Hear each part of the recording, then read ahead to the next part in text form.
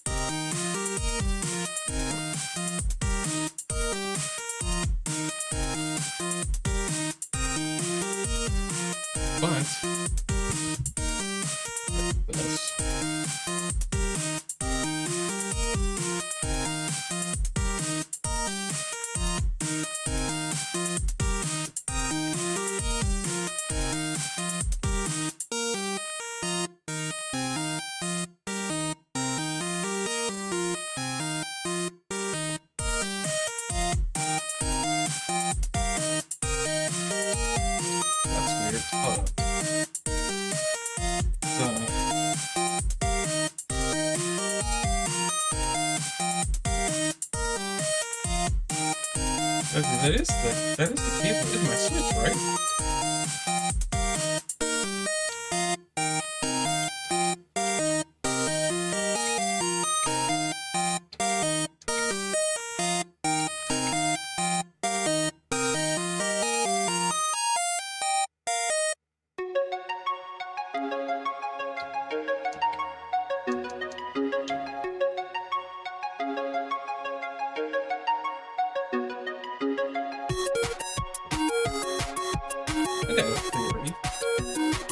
I got another theory I want to test out.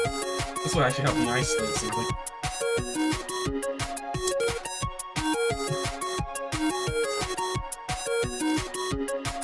This will help me isolate something.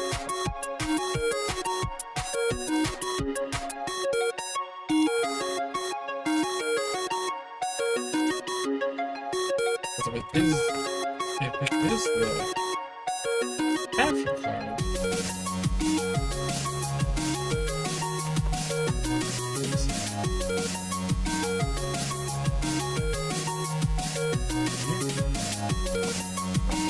actually, hold up. I don't want this reconnected. What I want is disconnected. No, because this is outputting the signal. So what I actually want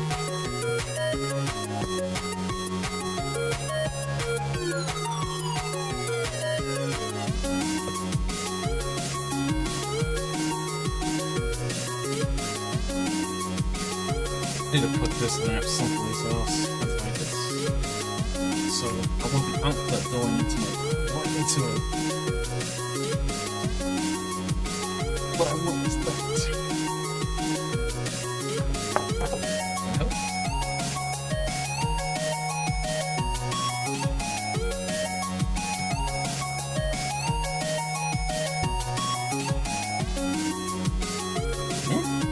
Wait, what is this connected to? I realize, what is this connected to? Because if that's the output, hold on. This is the output.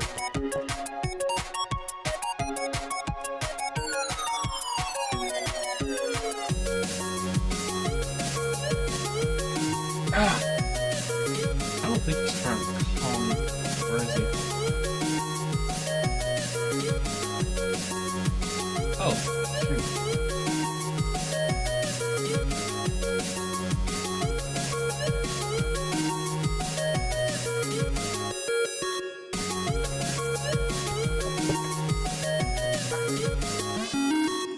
Yeah, sorry about that. I'm doing troubleshooting. It's not even with the stream, it's with the Switch too.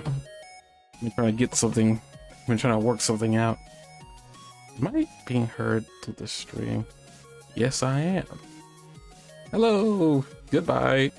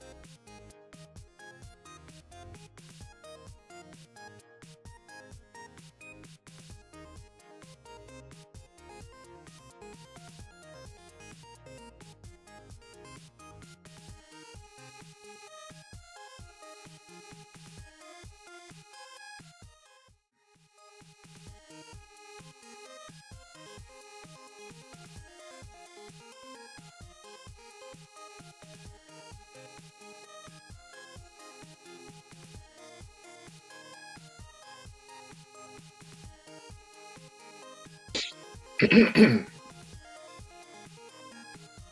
we're back 2 weeks later, and we're here to do. I just decided, since we're talking Super anyway, I'm just gonna throw in Super in this DBZ and Super anime specific discussion, and continue what we were doing last 2 weeks ago, talking about the good, the bad, the ugly, or what we wish could change and whatnot. Probably, I guess it's going to be probably more discussion with Super than Dragon Ball Z. So I'm just gonna run through the spear here just really quickly, because there probably just not much that can be said that we haven't already, well, that I already have gushed over several About weeks what? about Dragon Ball Z. I just I included thought we were creating the dream team for the Tournament of Power. That's what we stopped doing when we stopped talking last time.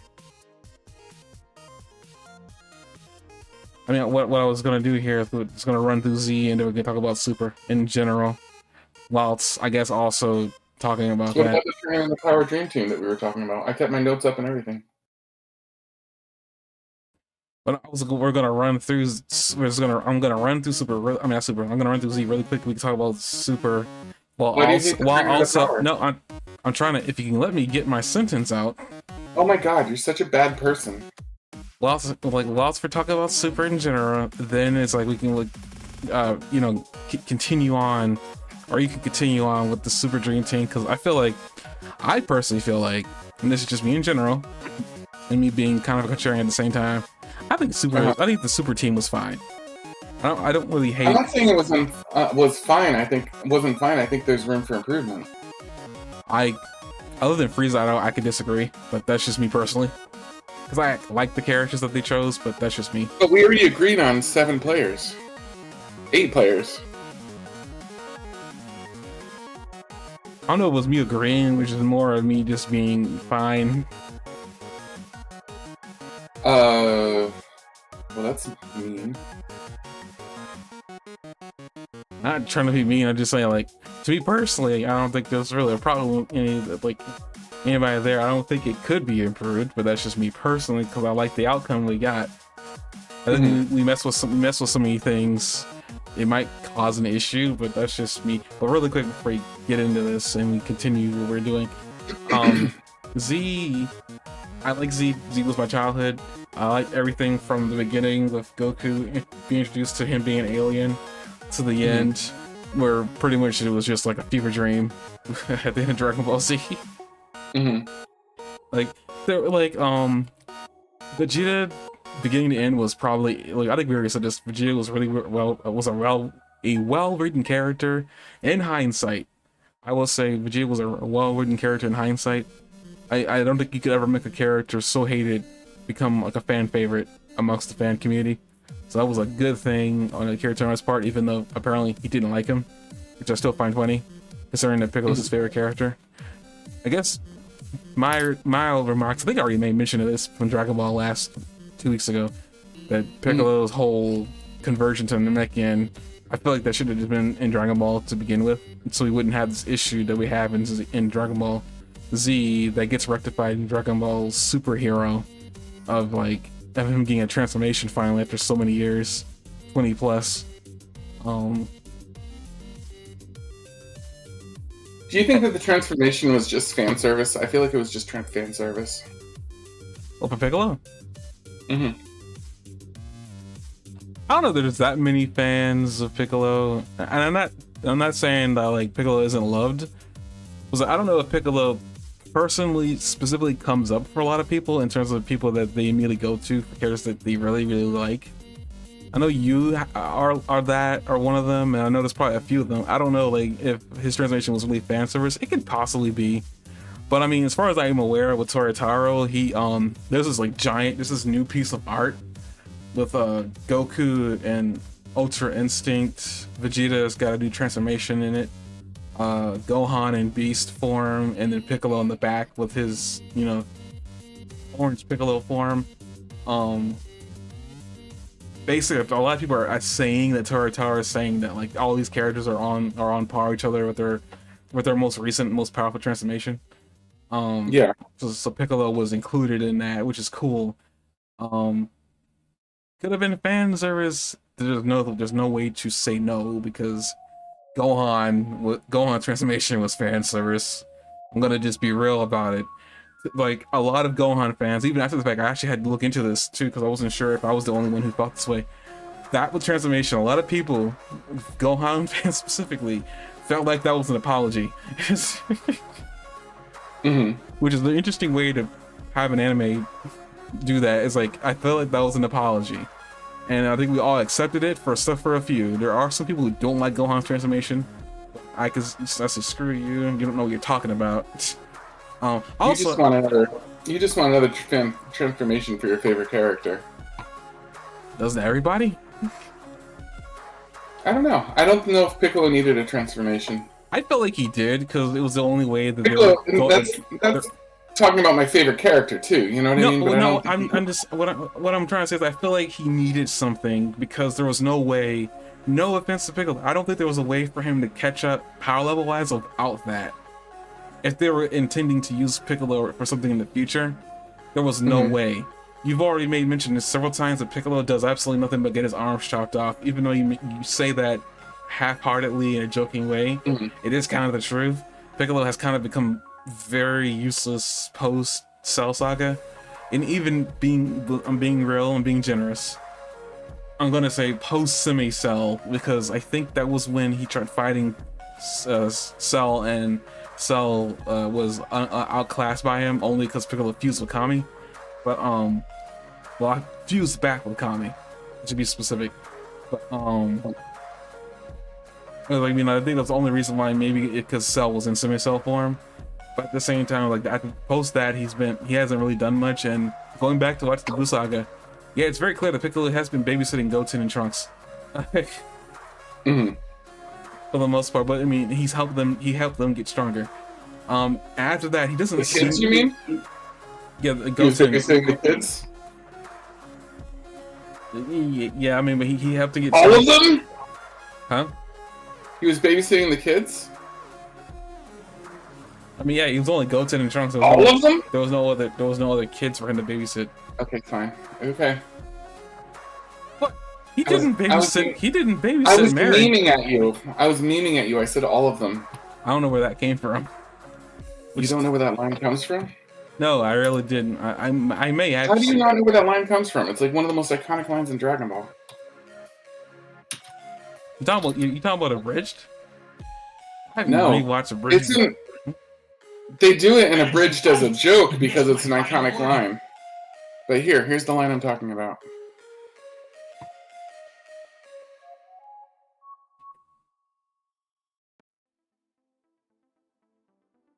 Bad as you fight, you missed my. That's like the funniest line in Dragon Ball. All of them?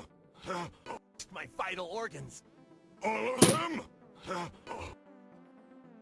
I do not remember that. Oh, that's a very early on scene too. Is that after he shoots him with the special beam cannon? Yeah. Wait. Oh no, that's King Piccolo. He shoots him with a different beam. That's King Piccolo who's fighting. Yeah, I realized that. I really do not remember that. Oh my god. It's such a good line. Wait, but that looked like an older Goku. Goku fought King Piccolo as a little kid. Oh, maybe it was the special beam cannon then, yeah. Bad as you fight, you missed my vital organs. All of them? I think that is King Piccolo. Bad as you fight, you missed my vital organs. I think that is could be King Piccolo from the end of Dragon Ball. Yeah, I think that's King Piccolo from the end of Dragon Ball. I mean, I still don't think he's Jr., but still. I can't tell because they don't have the people in the background.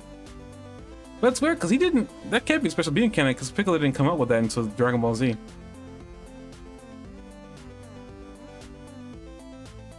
I think in fact Piccolo says outright that he created a special beam cannon to kill him.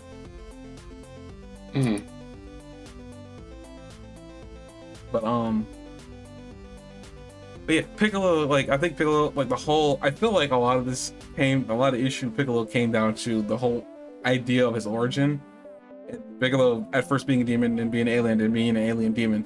Like, it just, like, Akira clearly was kind of on his feet, probably wanted to keep the whole demon thing. for Piccolo at some point in the future. Who knows what that's really gonna turn out to, if it turns out to anything. It'd be funny if it just turned into something, but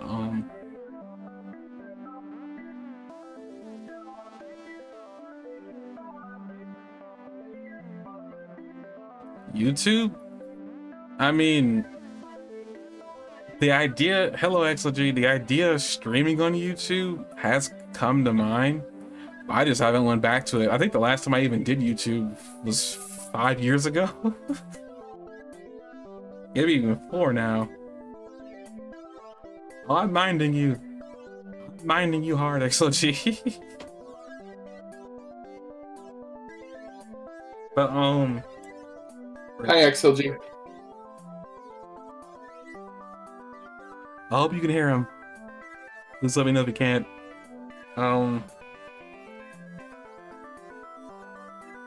Yeah, but Dragon Ball Z definitely still grew up as a child. You know, Gohan my favorite character. I think is that.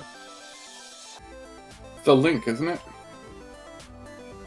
That was the link to the thing he said he wanted to see. I thought I interpreted what he said as he wanted to see the YouTube video too, so I was sending it to him. Oh, that's what he wanted? Oh, I thought he was talking about me streaming on YouTube. I misinterpreted that entire statement. Oh. No, I think he wanted the YouTube video that we were talking about, so we could see too. I gotta figure out. I gotta figure out how to incorporate that in the future and not get copyright struck. The part of the reason I don't do I don't do videos a lot, because when I do port this over to YouTube to like in the podcast format, it's like ding, and I'm pretty sure whoever it is that's doing this to me is definitely not the owner of whatever they're saying, they're claiming is theirs. So it's really frustrating. There's no way around it. But how things going? Okay, I guess I'll just end the Dragon Ball Z talk there. Z was good. It has its bad. It has its good. Same with Super. I guess in fact, we'll just continue with the, well, he calls the Dream Team, quote unquote. I have my opinions. Can you just to remind me, who do we have on the team at this point? The Dream Team? Yeah. We have Goku. Mm-hmm. You're good with the Goku? He gets to be on the team? You are? Mm-hmm. Okay, so look, we agreed on something. Just give me the list so we can figure us out. I don't know where we stopped. Goku, Vegeta, Gohan, Piccolo. Mm-hmm. 17, 18, Pikkon, and Cell. That's who we ended with. Okay, I have a suggestion, and then we're replacing characters. Do we really gotta keep 18? Why 18? She's really good. It's not. I mean, it's not that. I feel like it's more like I'm trying to figure out. She got her leg kind of crushed, and she was having a hard time with Brienne. It wasn't even the one to take her out. Like, took Brienne out. I thought she kind of just had made a mistake. I think she was overconfident when she fought Brienne, and she made a mistake from that. But she contributed a lot despite that. I don't know. I feel like 17 covered for her more. Maybe I'm looking at it just from a he's our brother situation, and maybe I'm not remembering too much of what their fighting together was like. You just don't like 18 because she's a girl. You don't want it. You don't want any girls distracting you while you're trying to watch your fights. That's Master Roshi, not me. Mm-hmm. You just don't like her because she's a girl fighter. She's one of the better ones in there. I'd rather have, I'm going to be completely honest with you, I'd rather have 18 in the fight than Piccolo.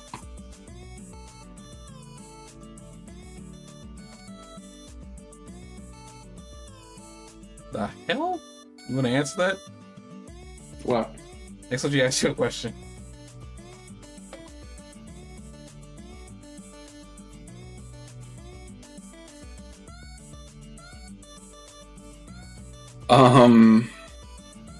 If you don't know what he's talking about, there's a game that came on the PS5 called Stellar Blade.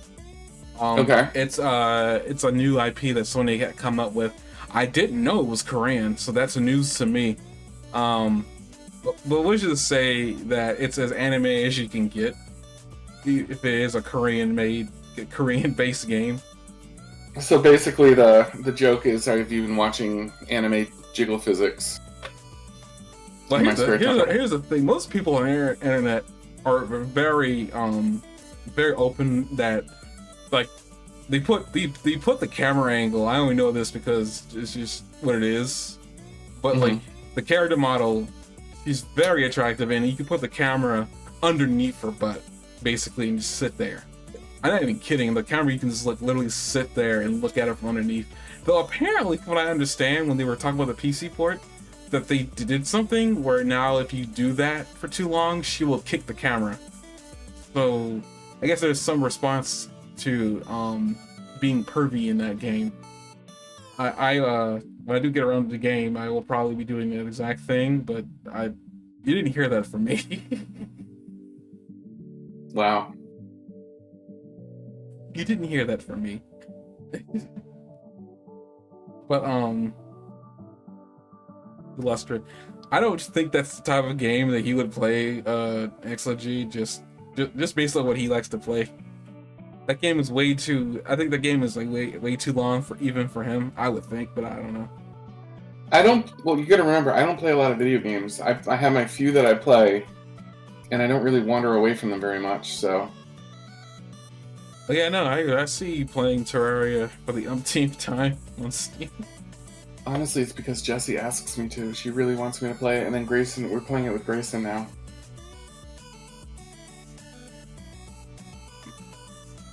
But I don't like Terraria like games she could try to play with her. Unless she really only likes Terraria.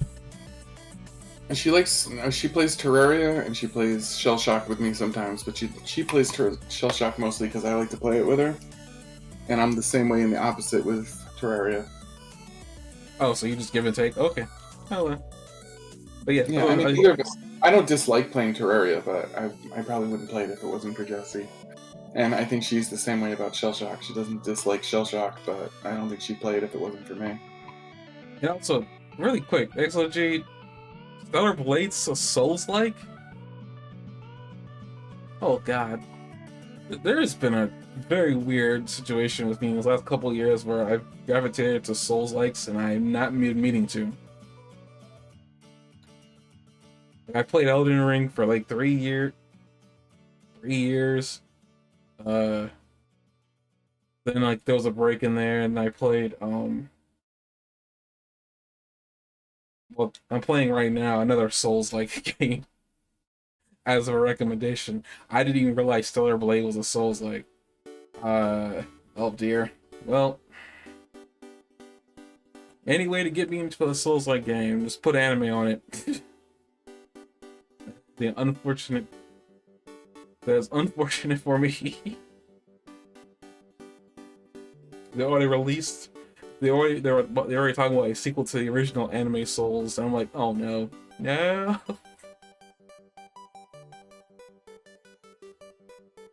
It's like a hybrid slash 'em up in Souls. Like, oh boy, man. Whenever I do get around to that, something else I wanted to play in between Last of P and that, but I gotta figure out what that was. But okay, so Tournament Power Team: Goku, Vegeta, Gohan. Gohan. Though I don't feel strongly about Gohan. I think he probably didn't need to be in there. Wow. Wow. Okay. Piccolo 1718 Pycon Cell.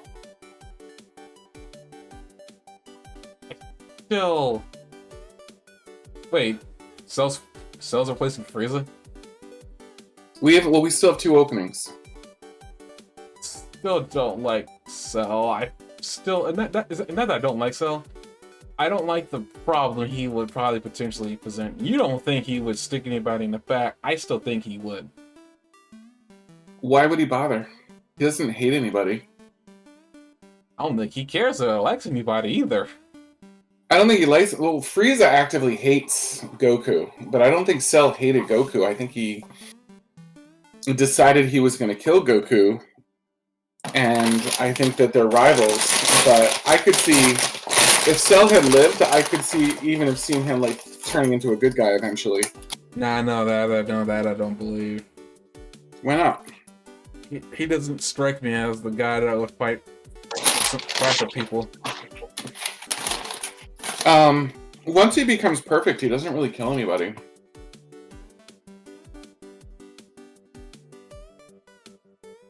I mean, hell, if he could stay.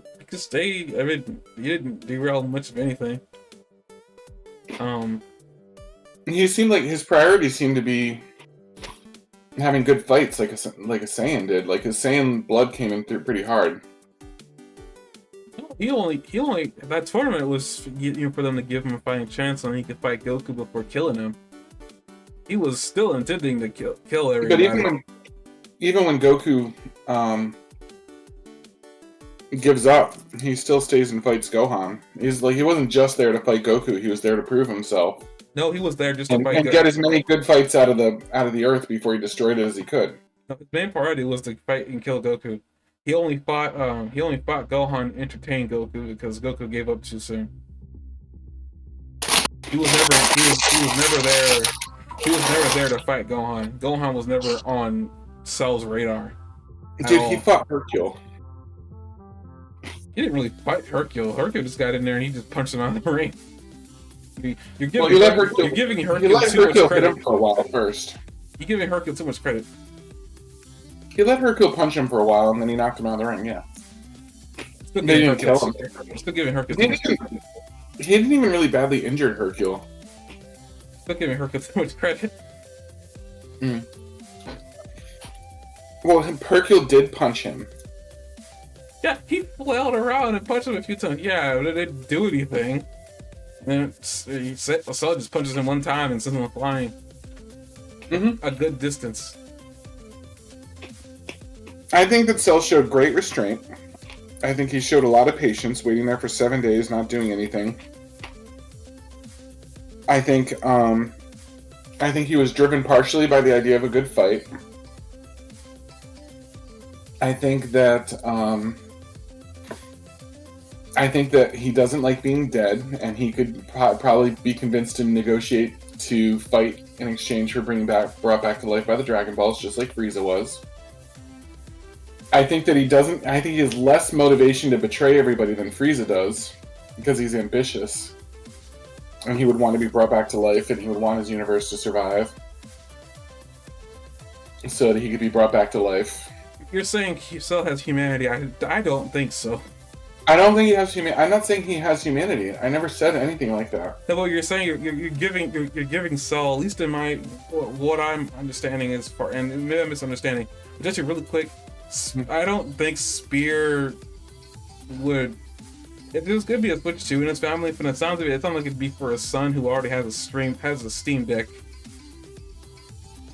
I don't know if he would buy his son a Switch 2. Maybe he will in the future. I don't know.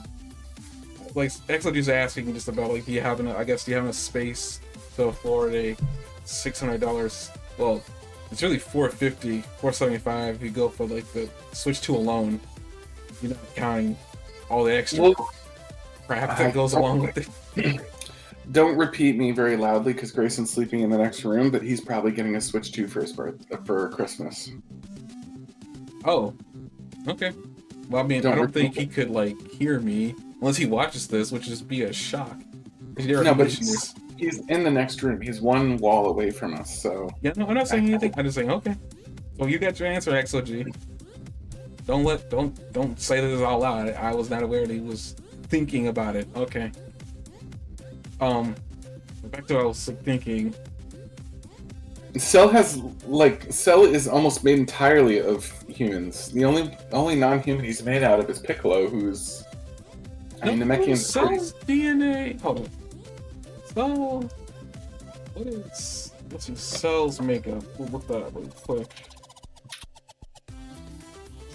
Perfect. Goku, Vegeta, Piccolo, King Cold, and Frieza. Oh, he's got Frieza in him and King Cold in him. I didn't realize that. And Vegeta and Goku obviously aren't humans, but like I'm sort of call it stupid, but I'm sort of counting them like almost like they're humans.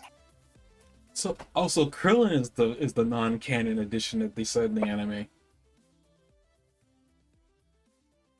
It was even said that Krillin was a part of Cell's makeup. That must have Mhm. just been non-canon. Okay. It, What? it's kind of stupid that that Krillin's not part of him. I thought Krillin and Tien should be part of him. Krillin should have been. Tien wasn't on planet Namek when where Dr. Gero had collected their cells. Yeah, but he uses Tien's multiform. Well, Krillin can do that too. Yeah, but it's Tien's ability. You know, but I'm saying that you know, if you know, Krillin and Tien aren't a part of them, but if Krillin was a part of it, that would explain why he could have Tien wasn't part of them. But okay. I mean, in a way, Piccolo can use multiform. Is Piccolo canonically a part of his makeup? What? Yeah. Goku, Vegeta, Piccolo, King Cold, and Frieza. Okay, I didn't hear Piccolo. Okay, yeah, Piccolo. Like, I guess that would explain why he Dude, used. how Piccolo was like probably one of the two most important. Goku and Piccolo were probably the two most important parts of Cell, because Piccolo was why he could regenerate and survive, you know, as long as his core wasn't destroyed. Frieza was why he could survive anywhere, like in space, and then Goku and Vegeta were like pretty much his power. I don't know why King Cold is part of it. I don't think he contributed anything. It's possibly. I mean, Frieza's race can survive in space. King Cold is technically Frieza's race. Yeah, but I mean, I don't know what King Cold contributed that Frieza didn't already contribute. I mean, he just contributed twice the amount of space survival. Yeah. Like, even with Goku and Vegeta, like, I can kind of get why they both were included. You know what I mean? Like, I feel like they both have qualities that you'd want, you know what I mean, to combine to make the best version. But, like, King Cold seemed weaker than Frieza, not smart, dumber than Frieza, older than Frieza. Like, there didn't seem to be much to King Cold that was, like, worth anything. Didn't have Frieza's transformations that we saw.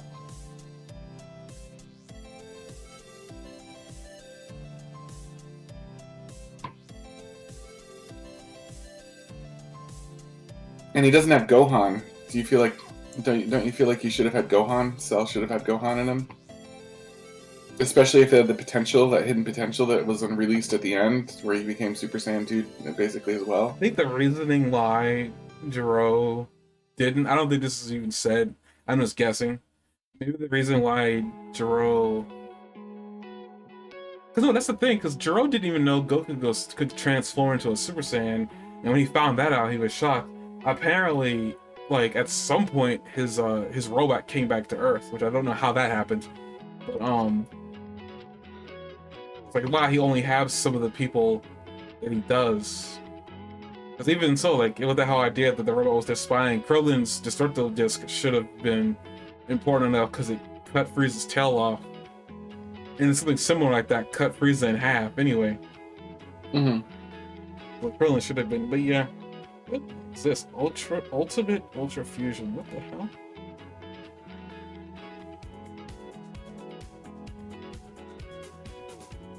Man, they're easy a lot, and I made a lot of like what if cells on Wikipedia. I am very shocked.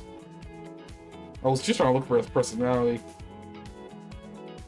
But I don't know, for me, it's like, I personally, it might just be because like, he nearly killed the universe, and I almost tried to blow it up when he couldn't win, because that's what Frieza does. Mm-hmm.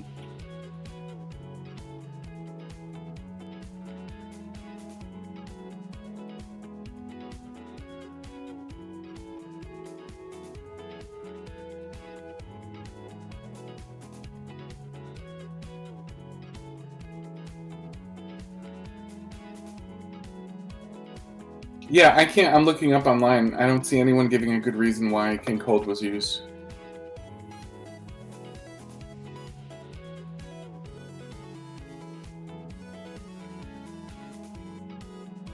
He was probably there, and he just grabbed a piece of him. King Cold wasn't even really present for too long to even understand why he was there to begin with.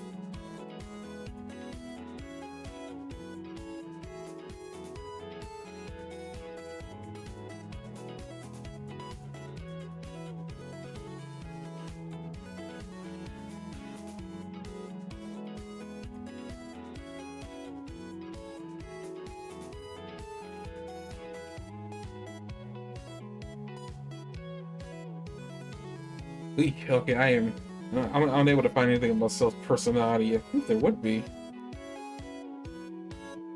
That's the power page. Well, no wonder I'm not finding anything about his personality. Jeez. I can't find anyone that's. I saw a video that I'm not going to watch right now, but I can't find anyone saying why King Cold was part of Cell. Like, it just doesn't make sense. There's no advantage to it whatsoever, as far as I can tell. He's just a weaker, crappier Cell, Frieza. Personality. The visual personality engineer for drills to locate the traces of genetic constituents. Constituents. Yeah, he didn't even inherit like a flaw or a personality trait from King Cold. King Cold didn't have any flaws or strengths or personality traits or things that made him different than Frieza. Because his genetic composition includes DNA from Piccolo, Goku, Vegeta, Piccolo. He's aware of weaknesses and therefore to exploit them in battle. Cells of personality change drastically with each transformation. I heard you. I mean, I just it's so very weird that apparently it's canonical that King Cold's in there. Right. I think Gohan should have been listed as one of them for sure. I think Krillin and Tien should have been listed as some of them. And I think King Cold was unnecessary. I just can't imagine why they would bother. I think the main reason why Gohan wasn't included because Gohan didn't display, like, as far as though I mean, I'm gonna fight back, but Gohan didn't display anything that would make him a target. I mean, we all know what Gohan was capable of. We've seen it, but I don't think people like Jiro was paying attention during the times when Gohan literally lost his mind. Gohan was a significant player against Raditz. He was a significant player against. No, I'm not denying that Gohan wasn't significant. I'm just saying I don't think Jiro was paying attention during any of those moments that that Gohan would have shown any potential at all. I think even Jiro mentions that he didn't see any potential in Gohan. I don't even think was Gohan present during any of the confrontations with 20 and 19 at all. I don't know. I don't remember if he was present for any of those. If Gohan could just meet Jiro and then Jiro said something about him, that would have been cleared up a lot about why he wasn't chosen. I understand he should have been included because he's a Saiyan. But it's possible too that maybe he only needed 2 Saiyans and he was really after Goku. That could be also too. Like Jiro was very one-minded, like single-minded. He wanted Goku dead. I think Vegeta was just a side effect of it. Like he knew Goku fought Vegeta and Vegeta nearly killed him. So basically, well, I should take some of his too, just in case. His DNA might give my new creation some oomph. Basically, enough to defeat his mortal enemy. Jiro was really single-minded. Like, I don't think he would have thought too much. He was probably only looking for people that he knew had some traits. Though, with that being said, Tien and Krillin should have been included. Why use King Cold and not Nappa? Well, Nappa didn't really pose a threat to Goku. He was Saiyan royalty. Like, Nappa was like a very elite Saiyan. I don't think he was royalty. He was an elite Saiyan. Again, single-minded. I don't really have any role. I'm just using the simplest explanation I can think of. I had no real reasoning for like why. I mean, that's my reasoning is like just single-mindedness. He only he was a general. He was a Saiyan general, not royalty. But he was a pretty big deal. Like, as big a deal as King Cold, I would think, as far as being secondary to the main dude.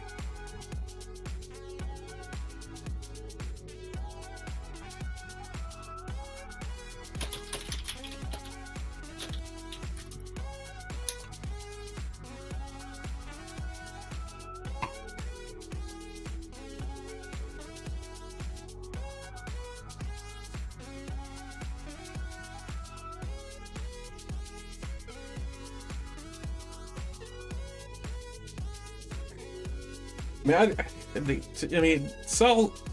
Not saying that Cell wouldn't be bad. I just like to me. I'd be way more concerned if Cell tried to, you know, betray anybody. Because at least with like Frieza, I know that Goku can handle him. Again, Cell has that whole situation with his Saiyan biology, where any mortal danger he gets into. Which I mean, granted, there's really no guarantee that because like Zenkai boosts aren't used anymore, but Cell could easily take advantage of it, coming back to life. I don't know. But he is way too conniving and stuff like that. I just couldn't trust him. Not saying I trust Frieza. I just trust Cell less. I don't understand it. I don't understand. Would you, other than just saying you've got a gut feeling, like, what's the reason? What's your logic between why Cell would be less trustworthy than Frieza? He's got way more going for him, and his power level could skyrocket just being his part Saiyan. He is way more dangerous to let loose. Even if you could talk him into joining your side, you're saying he could become a good guy. I don't think Frieza and Cell have tremendous potential. Like Frieza had to train to lower. Frieza had to train to lower his power level. Frieza was so strong, he trained to lower his power level. Was that what they were saying about his transformations? Was that what they actually canonically said? Yeah, his transformations were to lower his power level to conserve stamina. Yeah, I knew he had to do that to lower his power level, but I didn't think he almost never needed to increase his power level from the reduced level that it was at. So no, I didn't realize that him training was that he trained to get transformations to lower his power. He said he never trained a day in his life. Well, not to gain power, no. But No, he didn't start training until Super, and then I think he trained for 3 months or something like that. Yeah, but he said he never trained, period. He never needed I know, to. in Dragon Ball Z, he never trained, period. But he had forms that lowered his power level, so he must have learned them somehow. I think he's just not counting that as training to become stronger training. I feel like there's a way that, because he's so powerful, he could just come up with transformations to lower him. I don't know if that necessarily means trained. I understand what you're trying to say. I get it. I'm just saying, I never thought about it. Because I will say, I think it was kind of weird that he had transformations to lower his power level, and it was never explained how he did it. Mm-hmm. If he goes on to say that he picked the color and he named it Golden Frieza, which means that there is some semblance of control that he has when he makes a transformation happen, which is even weirder that they never explained that either. But right. But yeah, I don't know. For me, it's to me, he's just no. He has no reason to not follow the protocol to kill Goku. He has no reason to not do it. At least with 17 and 18, they just don't care anymore. I still feel like Cell would care. On top of that, I was just reading, apparently Cell gained some of Frieza's psychotic tendencies as he got more powerful. Imagine that psychotic tendency tenfold if he attained a new transformation. Because by the way, he would. And he'd probably obtain 3 at once, but just because that's the kind of build that he's got. Mm-hmm. To me, it's like... So your concern is more that he'd be less trustworthy after the Tournament of Power? Yeah, basically. I mean, he's probably still be less trustworthy during the tournament, but I feel like if they came out of a truce with him, I guess he would follow it. But after the fact, at least if Frieza, Frieza's gonna run and hide to get stronger before he becomes a problem. There is time to get stronger to deal with him later. Cell is a different story. Because I'm pretty sure Cell would have gotten a power boost before the tournament and then during the tournament. I feel like those power boosts would be too dangerous to let him free on Earth. Wouldn't Cell need to learn God Ki to be a threat? Not to the he can just probably learn it immediately. It's not like God Ki's the only type of ki that's really freaking strong, because you got Piccolo and Gohan who don't have it. Yeah, but and yet their ki is still on par. according to what I've been reading with Tortaro. And Trunks with his rage boost, yeah. So I'm just like, there might be a way for Cell to become a threat later. Now, I'm not saying that, you know, Goku or Gohan or whatever couldn't handle him. I'm too nervous at the possibility that there's a chance that they might screw something up and then Cell is like let loose. Why doesn't Cell have any of Trunks' DNA in him? That seems like it'd be worth stealing. Trunks didn't exist during the time when Dr. Gero was researching the Saiyans. Yes, he did. Otherwise, Trunks was on Earth the only time. Let me speak. Sorry? Trunks was on Earth the only time King Cold was on Earth. Yeah, but the robots that the Gero sent were sent to planet Namek. Vegeta wasn't with. King Cold wasn't on Namek.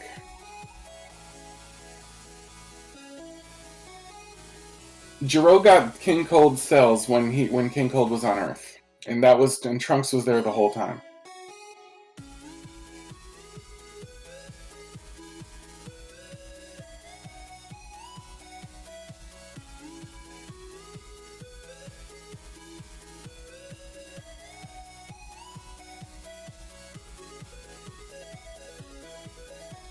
I think Gero was just really single-minded in his efforts, and he only picked certain people to take DNA from. Trunks was stronger than Vegeta at that point.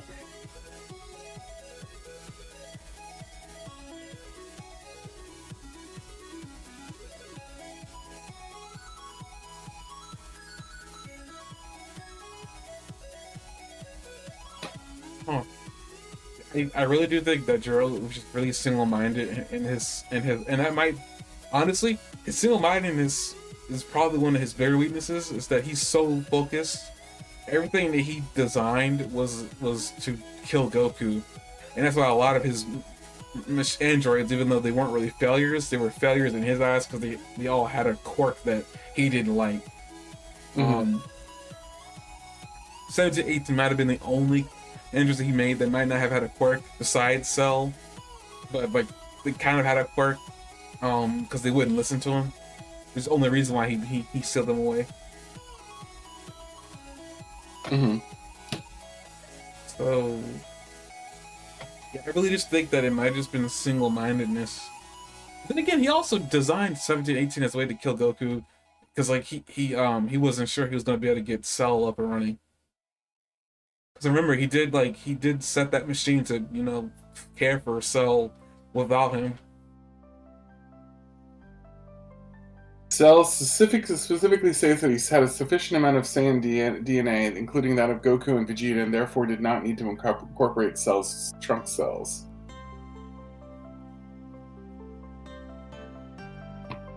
I did actually say that earlier. The timeline from which Cell originates is also a factor, as it's a different timeline than the one where future Trunks travels to the past.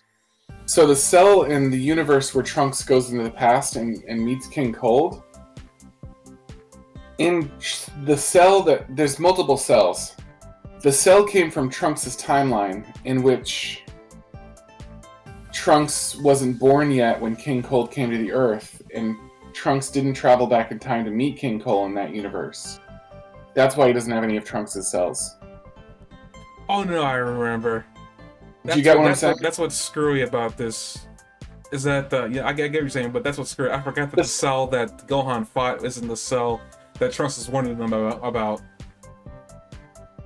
He was warning them about a Cell that hadn't been born yet, and they destroyed that Cell, which in theory Cell shouldn't have existed because of that. But that's because the Trunks Cell might have ended up having some of Trunks' cells in him. I mean, I don't know about it. I mean, he could be, but I really based on it that Cell killed the Trunks that was about to come into the future. And then he came inside the little time machine that he was supposed to be used. So there's a Trunks that's dead somewhere. Then no one ever found. There's a Trunks in one of the timelines that's dead? Yeah, because the Cell that we're talking about, the one that causes a problem, he kills a Trunks that's about to come to the future. He straight up kills him. Like, he even says it. I think he mentions it to the Trunks that we have telling him, because like Trunks doesn't know why he exists because he shouldn't. Trunks actually flips out because he's like, why you shouldn't exist? I thought I killed you basically, but it's like in reality that cell wasn't the one that he killed. Like, that was a different cell altogether. I don't know. Like, that's what I'm saying. Like, that's what's screwy about the timeline and why nothing makes sense anymore after it, because that cell that gets killed is the cell that causes problems for the current timeline, which is like why even Trunks says that the androids from this universe are stronger than they should be. It's because he messed with the timeline, and I think it's because that cell that killed him in a different timeline. None of this is making sense, by the way. I'm realizing this. But this is basically how it's explained.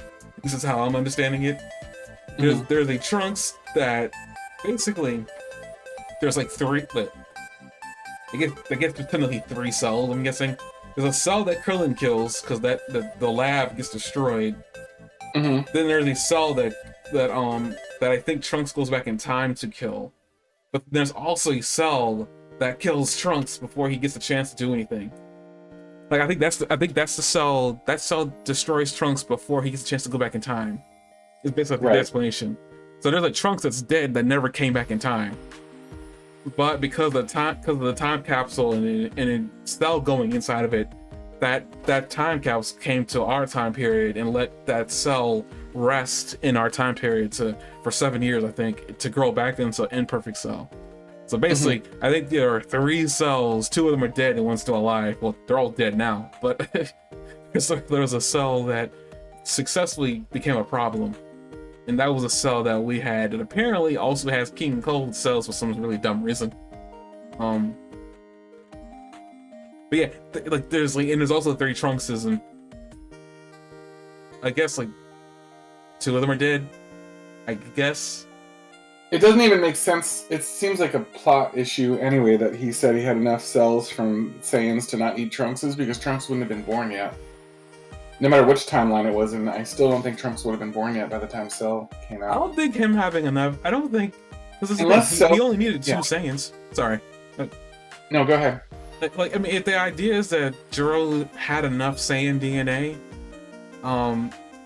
then that's not really a plot hole. That's just something that's a decision that he made, meaning 1 or 2 things for Jiro. He doesn't consider half Saiyans good enough for his experiments. That's the only reason, and I guess that also leads to I don't think he understood potentials in half Saiyan breeds, because at the time Gohan would have been the only one before Trunks shows up. So like I don't think Jiro would have understood the potential of Goku's son. Because I'm gonna sit there and say he must have known about Gohan. He must have known about Gohan, but just didn't care.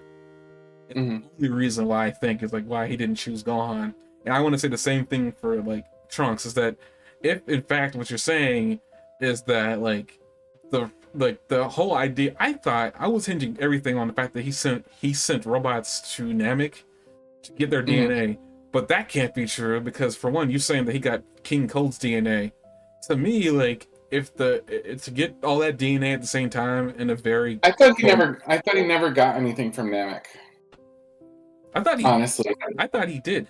Or maybe I thought that was the whole joke in Team 4-Star. What the fuck is a Namek? Because like he kept getting thrown off by not knowing all this stuff that happened on Namek, and like he didn't know about Super Saiyan. I guess it's possible. Wait, did Jiro say that he may have lost a robot at some point? He didn't know where that robot was. Hang on. He makes a mention that he sends robots out to track these guys, and they've been tracking him since the Red Ribbon Army was defeated all those years ago. So he's aware of like. Jiro did not personally travel to Namek in the main storyline of Dragon Ball Z. He stopped his study of Goku's power after Goku left for Namek, believing he had already gathered sufficient information. Oh, that's right. I remember that now. Because Goku does say that, so you do know about the Super Saiyan, he's like a super what, and he transforms. Yeah. And that's when he does come up with the fact that, yeah, he should have continued studying. So I was just remembering, he never sent a robot after them. He canceled. But wait a minute. However, his supercomputer continued the Cell project and gathered data from Namek, including Frieza's DNA, after the events on the planet. The robot would have been destroyed though because the planet would have blown up with it. The only thing I can think of is that, like, a different timeline. I don't know. No, I don't think the timeline split would have happened until. I honestly don't think the timeline split and the messiness that's going on right now happened until Trunks came back that first time to warn them. This shit is so confusing right now. But the time, I mean, that's what time travel does. That's what. I mean, why do you think the joke is that time travel never works? Because in some cases it doesn't. Like, this is a joke over across media. This isn't just a Dragon Ball specific thing. This is just a joke across all media. I think it all began with, like, what's the name of that movie? Back to the Future or something like that. I think that, like, this just the whole idea is that time travel sometimes works, sometimes doesn't. And you should never do it because of that. But like, all I know is, like, because the time travel stuff that doesn't make sense didn't come up until, like, when it was revealed that there was a cell wandering around main timeline that shouldn't be there, because as we know that Krillin and the gang found the laboratory after killing Dr. Gero, because Dr. Gero let it slip that he had another android. So, you know, Krillin goes and kills that one. So I don't know. There could have been 3 cells. There must have only been 2 because Krillin kills one, and then there's one that's wandering around. But at the same time, it doesn't make any sense because Trunks gets killed, but we know that he's alive. Krillin kills one, Trunks kills one, and Gohan kills one. Trunks kills a cell? Yeah. Was that when he goes back in time? When he returns to his time, he kills Cell. But there's the cell that Gohan kills says that he here's the clip. Trunks. There's the clip. Like, that's what I'm saying, but, like, I remember, isn't the cell that Gohan kills telling he killed Trunks?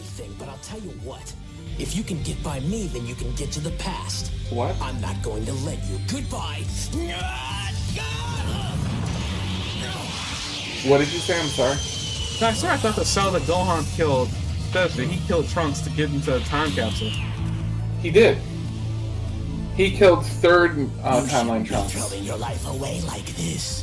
No one He's will know. that cell, the cell that we know the best. The cell from the main Cell saga. Kills, sees Trunks about to get into the time machine, kills him, and steals the time machine. We'll see about That cell then goes to the timeline that we are most familiar with, and that's the one that Gohan kills. But that's third cell. Krillin kills the cell that never becomes anything more than a larva. I understand. When Trunks goes back to the future, and after he kills off the androids, he's about to go into his time machine again, and he senses that Cell is stalking him, and he says, "You can come out, Cell. I can sense you." And then first form Cell comes out, and that's the cell that Trunks kills.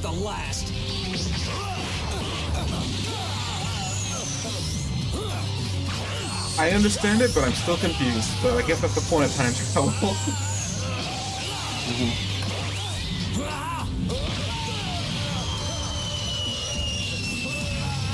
Because I'm trying to remember the order, but I guess that is the order. But that means it's really weird because basically what you just told me was the second cell that died. That's not the order that the cells died in.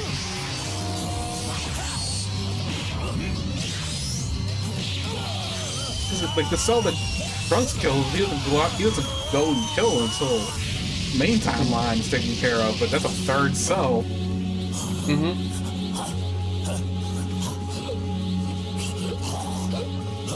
The order in which they were killed doesn't make any sense.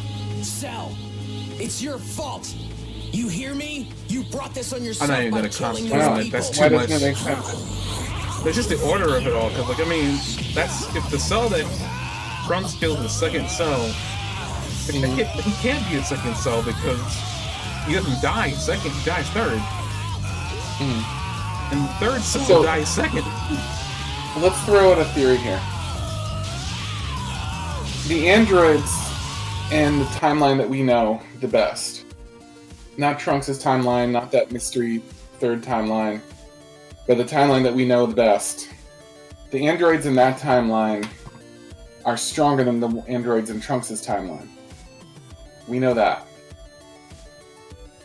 Do you think that they were stronger because Trunks came to that timeline and Dr. Gero got new data about how strong learned about Super Saiyan and all that stuff and got new data from that and made the work to make the androids stronger as a result? If he did, I bet he got cells from Trunks and also made that cell that dies as an embryo more powerful too. So I bet that cell would have been even more powerful than the time traveling cell, if it had ever been allowed to go to grow up to full size.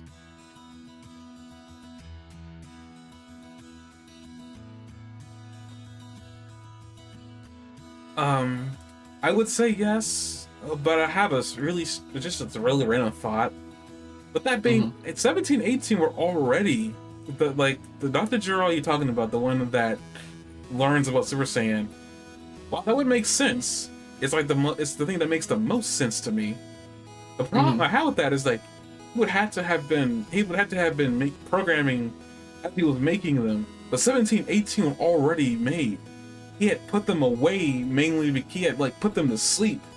So, it sounded like he was still kind of working on them. He activated them like he was activating them to work on them, and then they ended up killing him. But at least the way I understood it was that he had put them to sleep because they weren't listening to him.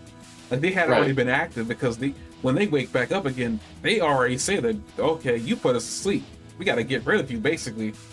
The whole thought process there. So they had been wandering. They had been awake for a while before they were woken up. When we saw when they woke back up, they had a bomb inside of them, and he had a kill switch. So he did at least some work to them in the meantime. But I don't know how science works in this universe. Obviously, it's not real science, quote unquote. But I would think it would take you a little bit of time to incorporate new data. But I'm guessing at the same time, it's I guess what's to stop data transfer? Because they were hooked up and they were in a capsule as he was working on a computer. Because it did take him a while for Vegeta to find him. So I guess that's enough time for him to program. He had 3 years. Because Trunks didn't come back. But no, he didn't. No, Dr. Gero didn't. Dr. Gero ran into the thing after Vegeta turned Super Saiyan. He ran away into his lab, but that was in 3 years. They had 3 years. Trunks warned them that they had 3 years to prepare. Yeah, but that would have been before Dr. Gero learned about Super Saiyan.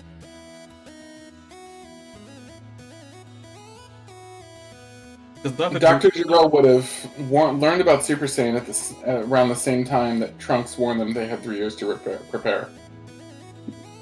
No, because Dr. Gero didn't learn about Super Saiyan until Goku transformed in front of him. But he did but they didn't. Dr. Gero didn't meet any of them until he because like I said before, you're right that Trunks warned them, but they didn't find him. They didn't find Dr. Gero until Dr. Gero came out and attacked a city that Trunks warned them about. Dr. Gero didn't. Dr. Gero never met them. He never met Goku post Namek. Not until that moment. But he had data on them. Yeah, he only had data up to the point that Goku left for Namek. What I'm trying to say is that he didn't see Super Saiyan until after Trunks came back in time to warn Goku, and then they trained. Goku met Dr. Gero in the city. That's when Gero learned about Super Saiyan. It was that exact moment when they first met and Goku transformed, and he wasn't aware that this was a thing. That's when Gero panicked, and then he ran after Goku fainted from his disease.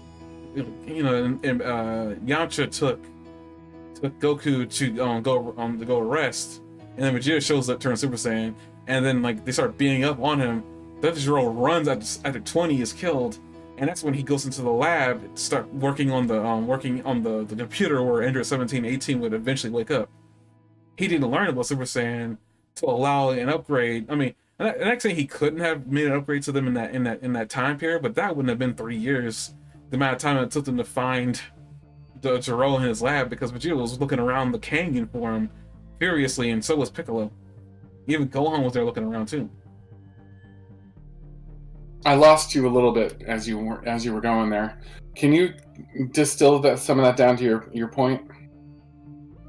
Basically, like you're saying that like Dr. Gero, used the Super Saiyan knowledge to upgrade at 17 and 18. I would agree with you, but the problem with that comes fundamentally from the moment. It comes down to the moment that Dr. Gero learned about Super Saiyan. He didn't learn about it until Goku and Vegeta, Goku and the gang met him in the city that Future Trunks warned him about when Dr. Gero was there. Gero wasn't active. Then how did Gero know about King Cold?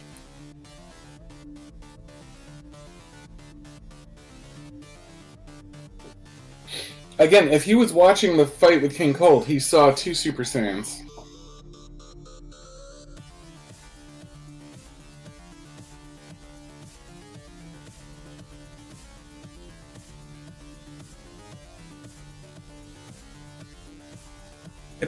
Well, what I'm saying is like none of this I guess can really make sense because Gero says that he stopped following Goku and the gang after Goku had left for Namek. I don't know why Cell himself would have King Cold DNA in him. How would he even have Frieza's DNA? Never mind King Cold. If he'd stopped following him when he left for Namek, how did he even have Frieza's DNA? But you said the computer still. But even that's a problem because, this is the thing. As far as I'm aware, I don't think Dr. Gero's robots, the little robot bug thing that he makes mention of, that he had like a little insect thing following them. I don't even think that, because just in general, like spacecraft, there's a reason why it takes a lot of years to make something that they could throw into space, and those don't even come back, depending on how far they're throwing them into space. I don't know how far Namek is. I highly doubt, unless that thing was on the ship with Goku, it would have made it back. And on top of that, if it had been still following Goku and there was information about Super Saiyan on that bug, it would have blown up with everything else because Goku barely made it off the planet. That bug thing he had on him wouldn't be following him. But then again, I don't know the specs of his machines and stuff like that. That's what I was saying, like with the whole idea of him making them stronger.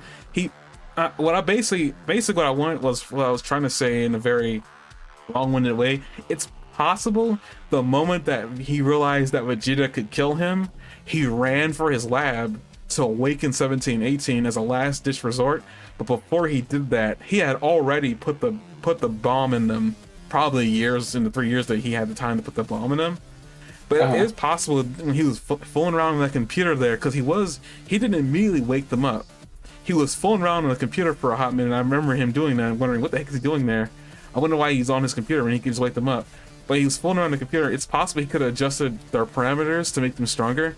It's quite physically possible because 17 and 18 are not like his other androids, cyborgs.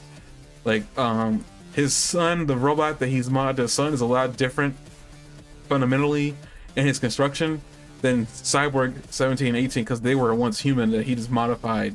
It is physically possible that maybe there are parameters within them that just allow him to uncap them. It's physically possible that he has done that. Maybe the whole idea why he put them to sleep was because they were way too dangerous to keep around, especially if they weren't listening to him. Like maybe it's quite possible he was afraid of how powerful he had made them, so he had literally depowered them. 17 got stronger in the time limit. The time between Z and Super, which is crazy. So to me, it's possible that maybe they had power scaling done to them just so that they were less dangerous to him specifically. But it's possible that he had maybe this is all maybe. He had possibly had released some of their restraints in hopes that they would listen to him after he had put them to sleep. Yeah. But we both know that that was a lie because they completely went to kill him. He just actually woke up. So, it's possible in that time limit between Gero running for his lab and then Vegeta learning around, blowing stuff up, he did something to them to make them stronger. That is 100% possible. Where did this conversation come from? We were like, was it? Oh yeah, I wanted 18 off the TV. We were talking about. We started a long time ago talking about whether Cell would be a good choice for the Tournament of Power. But I'm gonna say maybe he is, but I don't trust him. I don't trust him afterwards. I think he would do fine in the Tournament of Power. I think he would keep his deal because it's in his interests to do it, and I think he wouldn't be caught up in like a vendetta against Goku or anything, because there's not really anything to hate about Goku or Gohan. Like, you know, well, at least not Goku. I could see Gohan tortured him a little bit, I guess, but that he also tortured Gohan a lot. But I don't see how he would have any specific vendetta. I think if anything, he had fun fighting Goku and like doesn't have any specific reason to like dislike him. His creator wants him dead. I know. So he's created to kill Goku. I get it. Goku even gave him a sensu bean. Like, you know, like, I don't know. He doesn't have any, like, I don't know. Like, it's not personal. It's what he was created to do at that point. And it's fun, you know? My thing is, I don't know. Oh, sorry. I think his love for battle and his desire to prove himself, combined with his personal interests and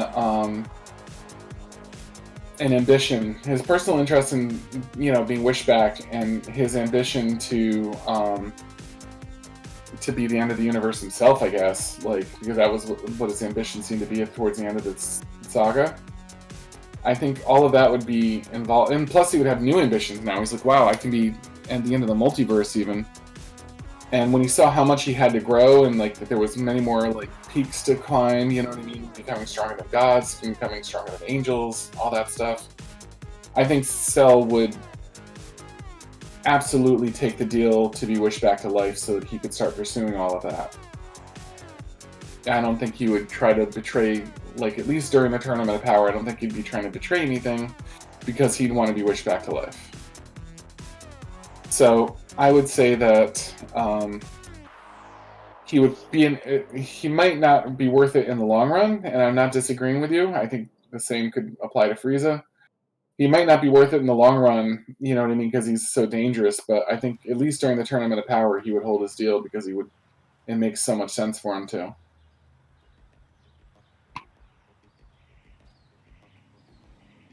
I agree with you. Like, he might not be worth it. He might become so dangerous after the Tournament of Power that they'd regret it. But during the Tournament of Power, I think he'd be there and reliable. And think about some of the stuff. He has the instant transmission ability. He has, you know, he can become like his version of Super Saiyan 2.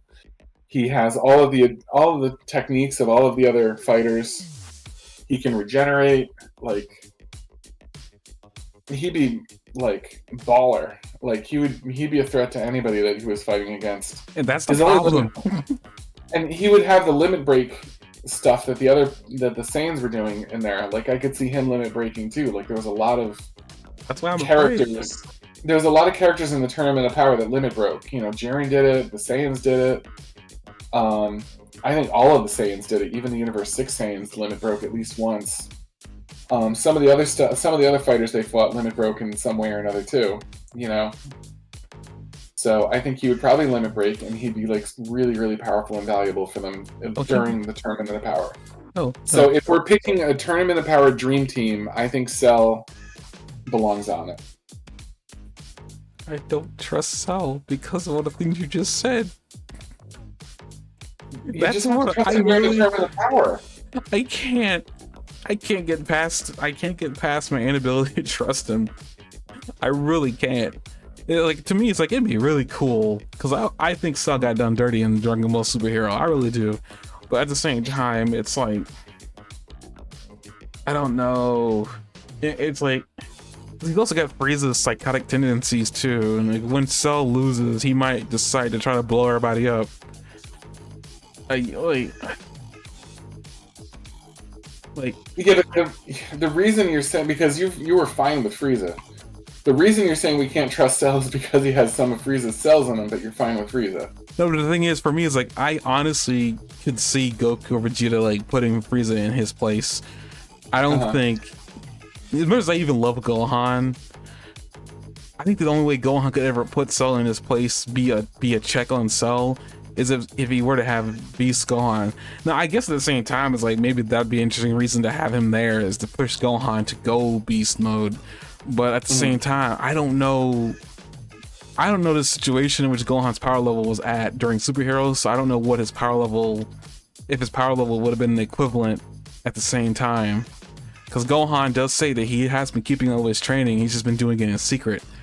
Since Dragon Ball, since the end of Dragon Ball, since the Tournament of Power ended, he's been doing training in secret. That's why he even knew to do the special beam cannon. But it's like, I like the thing is like, yeah, I don't trust Frieza, but it's like I know that Goku and Vegeta keep him in check. Frieza needs to train just to get stronger than them anyway. It's not like Frieza is able to limit break to get stronger. If he did limit break, I don't think any of the limit breaking he did made him stronger. It just causes him to be a lot more like crazy in the process. It's like with Cell, because Cell's limit breaking would just make him stronger in the fight. Like honestly, I don't see a reason why Cell could not get Ultra Instinct, and that's what really scares me, is the amount of power that Cell can get because of the amount of Saiyans that he does have in his body, and the potential that their cells give him. Well, he has 2 Saiyans in his body canonically, but yeah, That's what I'm saying. Like the amount of Saiyans he has in his body scares me to no end, because it's like, to me, I don't know if he could like hold himself from backstabbing anybody. And I'm not saying that he would backstab people because he has a reason for it. I think he'd still do it, even just like because he can. I'm not saying he would do it for any real reason. He'd just probably do it accidentally or do it on purpose. I don't know. Cell is such a loose cannon. I can't in good conscience say I trust him. But would he be, I guess, useful? I mean, yeah, I think they would have to keep his limit breaking in check. But even then, it's like, how do you keep it being as capable of infinitely level breaking, limit breaking the entire tournament? Like, how do you keep a character like that in check? You don't. Like I think at some point Goku wouldn't be able to keep him in check. It would take Goku being an Ultra Instinct to try to keep him in check. And it's like, not his like his limitation would be when he jumps into the tournament itself. He doesn't have the use of God Ki or even knowledge of it yet. He wouldn't be a lot stronger than he was when Gohan defeated him, I don't think. So his starting strength would be really low. I think he would do the same thing everybody else was doing, where he'd improve over the course of the tournament by like a lot. But I actually think that Cell would not be, because I think Frieza could probably beat Cell in the Tournament of Power. As a matter of fact, I'm gonna say Frieza could definitely beat Cell in the Tournament of Power.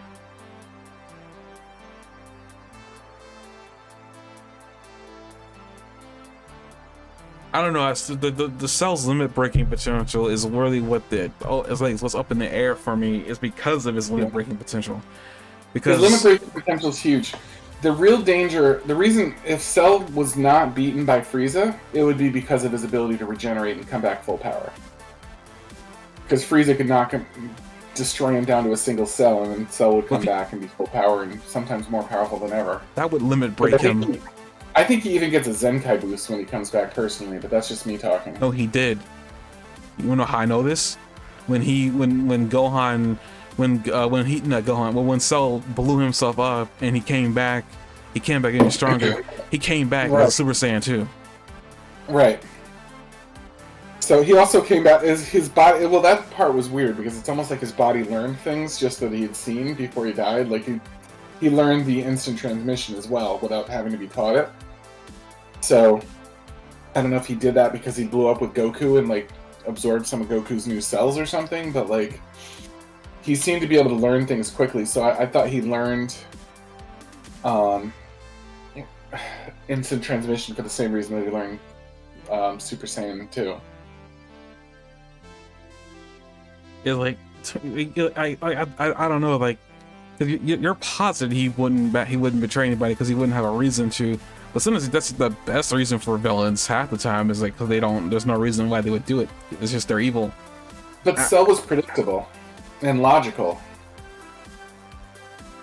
and he was smart. He had Piccolo's genes. But he also has Frieza's psychotic genes. I feel like that Yes, that would override it. Like if like I'm not saying that Cell wouldn't be thoughtful, but I feel like at a certain point if he gets pushed, he will switch into Frieza mode and like panic. Like Frieza does a lot of dang time when he blows things up. Like I don't know if there'd be a situation where I think the only person that could probably pose Cell a problem. Pride. He also has Vegeta's pride, Goku's love of the battle. None of that mattered. And Piccolo's strategic intelligence. Yeah, but strategically, it doesn't make sense to seek your revenge during the Tournament of Power when you can bide your time, get more powerful, train, learn about all these incredible abilities that you've seen that weren't there when you were, when you died, come back strong enough to take everybody on more realistically than just a quick betrayal and then cease to exist. I think Cell would be able to see the long game a lot better. That he doesn't have to cease to exist to get his revenge. Would you care about your life if you were a villain trying to get revenge, though? If you didn't have to lose it, sure. Why would Cell lose it? He's got a lot of cool fighting to do and like a lot of motivation to stay alive at that point. And it's not necessary for him to die. So why would he go through all that trouble? By that point, most of the universes would be gone. Like by the time, if you were to be the last one standing, all the universes would be gone. I mean, granted, he'd probably be gone too because well, that's like half of the universes. That's the universes we know about from Dragon Ball Super, but we also know there's a lot of other universes.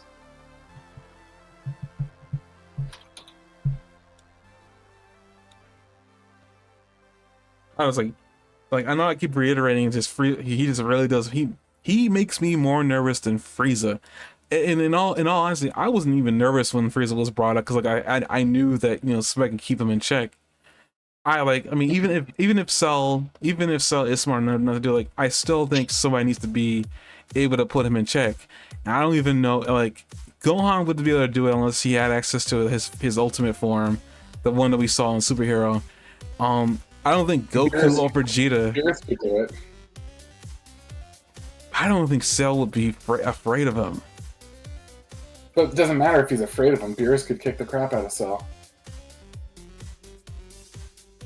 I guess that check doesn't necessarily need to I guess instill fear, but I feel like it would help. I mean, Frieza was afraid of Beerus and he didn't try to do anything. Though I will say that fear kind of waned after being in close proximity to him for so long, but I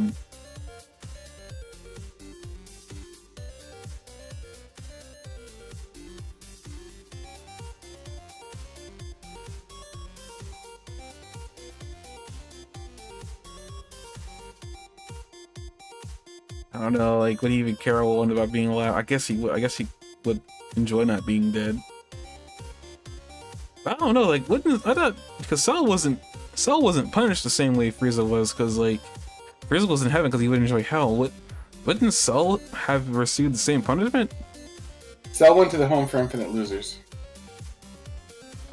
But I feel like Cell would have enjoyed that though, wouldn't he? Why would he enjoy it? Nobody enjoys it. Frieza would have. Frieza would have found something to do. I don't know if he would have enjoyed it. No, that's what King Yama freaking said. That's like that's why they even put Deborah in heaven. Some of these characters were not put into Hell for Infinite Losers because they would enjoy being there.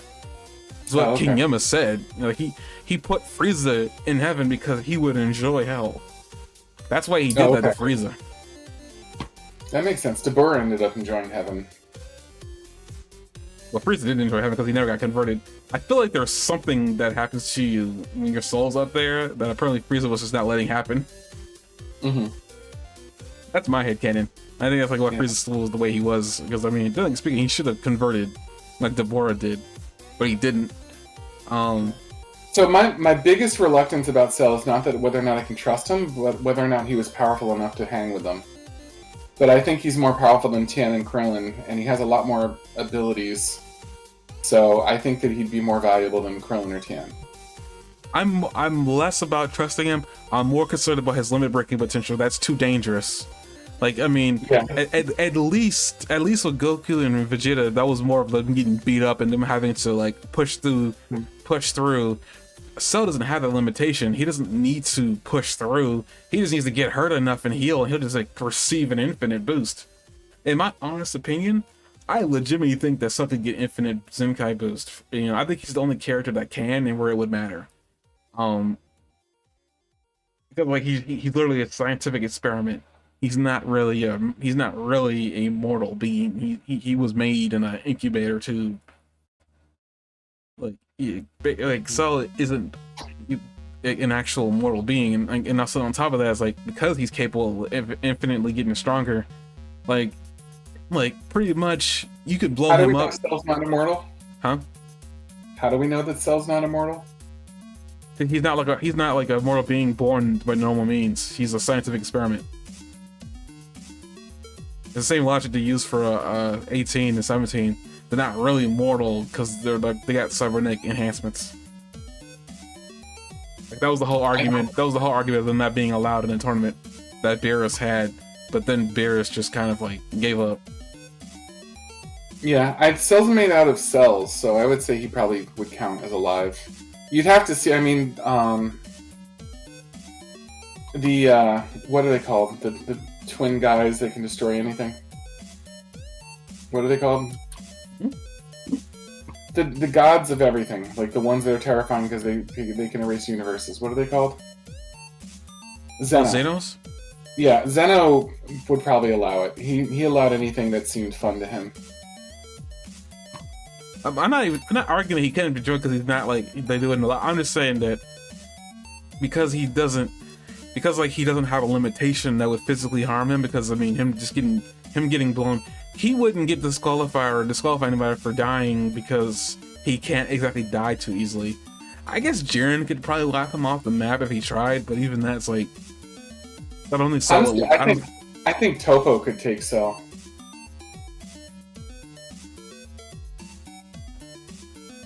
So a God of Destruction Topo or just regular Topo? Either. Cell would not be. Cell at the time that he died was not that strong. He would be. I think Cell at the time that he died would have been stronger than Krillin or Trunks is by the time everything starts. But I don't think he would have been that strong. I think he would have been one of the weaker. I think Piccolo might be stronger than Cell. No, what I'm saying is that he will receive so many Zenkai boosts throughout the course of the fight that he'd be way more trouble than he's worth. Like I'm legitimately saying he would limit break a lot during the fight. He would. But remember, his limit right now is Super Saiyan 2. So limit breaking means like Super Saiyan God tops, I would say, because then he's got Super Saiyan 3 and then Super Saiyan God. That's a radical difference in strength. I would say limit breaking for him would make him probably about as strong as Super Saiyan God. I'm saying that he'd go past that. Okay, well, Super Saiyan Blue. I think he'd go past that. I feel like he has the potential to go Ultra Instinct. In 47 minutes? It took 47 minutes for Goku to go Ultra Instinct. I'm just saying, and he's got Ultra Goku Instinct. cells. He's got Goku Ultra cells. Instinct was not an invincible form. Like he's still, even when Goku went Ultra Instinct, he needed help to take out Jiren. Yeah, I could honestly A lot of help. Shit ton of help. I could sit there and say I think Cell could figure it out. I mean, if you're saying that he's cunning and he's got Piccolo's genius, I feel like enough time and like him touching it, him tasting God power once is enough for him to learn it. As we already seen, he's capable of learning instant transmission just from seeing it or being near it when he gets transitioned. I legitimately believe that, like, I'm not saying, but the chances of this happening, if it's a good story writer, is probably like 5.5%. Like, I'm putting it that low, but at the same time, he has too much potential for that to happen. and it's too dangerous even for a split second. I bet It would ruin the plot to give him that as a freebie. I mean, everybody got mad about Caulifla for getting Super Saiyan so fast. everybody's got a problem. Just regular Super Saiyan. You know what I mean? I don't think they would. I know I'm being a little bit meta right now, but I don't think the writers would allow Ultra Instinct to be that cheap, even for like a prodigy like Cell. I feel like it wouldn't be all that cheap, but just a second character. Because like Jiren didn't learn it, you know what I mean? Like Jiren is smart enough to learn Ultra Instinct. You know, he didn't learn it like from watching Goku. I don't know. I feel like Cell, if there was ever going to be another character in the entire group to get it, it would be Cell. To me, it would make the most sense if it would be Cell. If it had to be. Huh? I mean, Vegeta gets Ultra Ego, which is kind of the same thing, but yeah. Have I mentioned Ultra Ego to you before? I've seen enough spoilers of the Moro arc to know about Ultra Ego. Oh, well, I don't... my problem with Ultra Ego is it's never really... I let myself watch some stuff about Moro because I'm gambling that it's never going to come out in anime. Like, I don't think they're going to do the Moro arc in anime. I think it's it's manga only. There's, like, a lot of rumors going around that there's a movie coming out that Toriyama was working on. Yeah. A lot of people are banking... I'm willing to hear Moro spoilers, is what I'm saying. Like, you can spoil the Moro arc for me. I mean, I think that I'm banking on there being a Moro movie. I wouldn't like it because, like, I feel like the Moro arc kind of goes on. Like, it's a very long arc, I would think, and I don't know if a movie is too short. Now, they could do the Demon Slayer route where they release it in parts. I guess that could work. But I mean, I'm not sure how many people are willing to wait a year in between for the next set of events. Mm-hmm. Like, it was too much to wait a week, and during the late 90s. Okay, well, my thing about Ultra Ego is like and I hate that it's never, as far as I'm aware, it's not explored too much further beyond when he shows that he's capable of learning it. And for people who don't know, Vegeta gets trained by Beerus after Whis completely neglects him after Goku learns Ultra Instinct. Beerus pretty much just tells Vegeta that there are ways to get stronger besides being trained by an angel, and he offers him being trained by Beerus. My biggest problem with Ultra Ego, and it's like I just don't understand about it. The way Vegeta made it sound like was that Vegeta could get beat up infinitely and get stronger from it. Well, not infinitely. I would say he can take half the energy that he takes half the damage that he takes and turns into energy. It doesn't seem like that was what was going on with Ultra Ego. I could be completely wrong. That's why it sounded like Vegeta made it sound like. Nah, I wish they could explain that a little bit better. So I don't know like what the power scaling for Ultra Ego really is, but it's cool that Vegeta gets a transformation of his own. I mean, he literally spends most of his time as a shadow to Goku. So like, it's cool that he gets something that's his own. I just kind of wish in Dragon Ball Super he's much more useful than he was in Z. I think Vegeta doesn't accomplish all that much in Z, and he's a really important part of Super.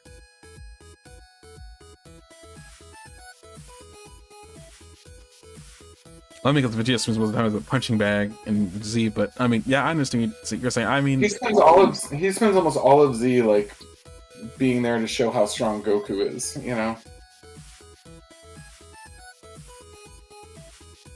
Yeah. I just like, and maybe this is because I don't. Ultra Ego is still such an odd transformation. I don't know what his potential is, and like I'm still banking on there being like a mastered Ultra Ego at some point. Because it would make sense because there's a mastered Ultra Instinct, so it's like, though I mean they don't call Ultra Ego signs, so I don't know. It just feel like I was disappointed because I was expecting so much more. I mean, he does more with it later on. It's just like with the little bit that he did show, it's like I still don't completely understand how it works. Mm-hmm. And I guess where I'm kind of like iffy on it, and I don't know like what that would have done in the Tournament of Power. I feel like it would have done more. Cause I mean, basically, let's just be real. Now that Ultra kind of, I guess, out there, I can say this now. Vegeta's fight with Toppo went Ultra God Destruction. Yeah, I didn't even see that at first, but apparently it was just a precursor to Vegeta gaining that power himself. It was ridiculous. Yeah. I was like, oh wow, I didn't expect that was what they were doing. I guess it should have made sense to me, but it just didn't occur to me because I don't think Vegeta would have wanted to be a destroyer. But hey, I don't think Goku wants to be an angel. I didn't think Vegeta wanted a job. You know what I mean? Like, I think he wanted. I would have thought he would have wanted. He's too proud to like want a role in something. I thought he would have just wanted like to be a free agent his whole life. I mean, he may still want that, and maybe that's ultimately that's kind of like where my headcanon is kind of going a little bit. It's like maybe the reason why Ultra Ego wasn't as impressive as I think it should have been is like it's the whole idea that Vegeta thinks too dang much. It's a problem that Whis says that Vegeta really has, is that he thinks way too much, and I think Whis was just flat out saying that Vegeta would be so much more powerful if he just like let his thoughts go, but Vegeta can't do that. And it's not his fault. He's just a methodical fighter. This is who he is. He performs better thinking his actions through. Unlike Goku, who kind of goes with the flow, but if Vegeta were to let go of that. So my thought process is, well, like maybe one day that maybe even during a fight that, that only Vegeta could finish because Goku is incapacitated or something like that. Beerus is there watching him, and he's just talking. He's like if this Saiyan would just stop thinking and let the God Destruction power flow through him, maybe, or give into it, he would be way stronger than he is currently right now. And maybe Vegeta knows this, and he just doesn't want to give into it. And another, Vegeta is way too arrogant, and his pride, funnily enough, is probably one of his more better characteristics. Weirdly enough, his pride pushes him to do things that you didn't think would be possible half the time. I mean, it literally... and Cell has some of that pride, doesn't he? Huh? And Cell has some of that pride, doesn't he? I'm not saying he doesn't. I'm just saying that Cell is he's a loose cannon. I'm gonna seriously fine. He can be on there, but I'm just gonna be honest with you. I just don't trust him. And make it so interesting too. So I would love to see how Cell would handle something like the Tournament of Power. Because we see what Cell is like when he's being hunted, for example, when we see Cell Form 1. And that was probably the most interesting Cell to me. Like when he was Form 1 and and Krillin was kind of dangerous to him still, you know what I mean? And I don't know, we got to see how cunning and clever he was back then. I feel like it's a different character.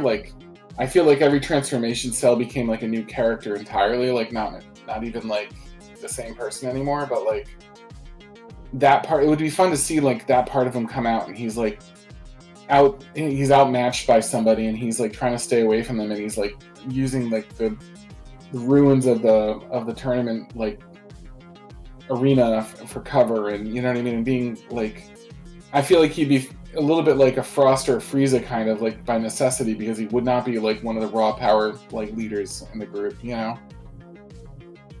I would put Cell on the low end of the people that we're putting in the dream team, raw power wise. It's his potential and all his abilities that I think make him so useful.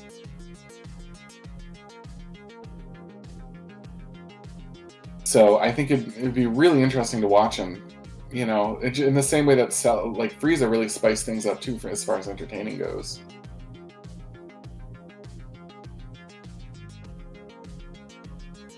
I'm still just hung up on I don't. You saying what's interesting is what makes me nervous. It's one of those things. It's and who's to say that Cell used all his abilities that Jiro gave him in the first place? I'm just saying that it just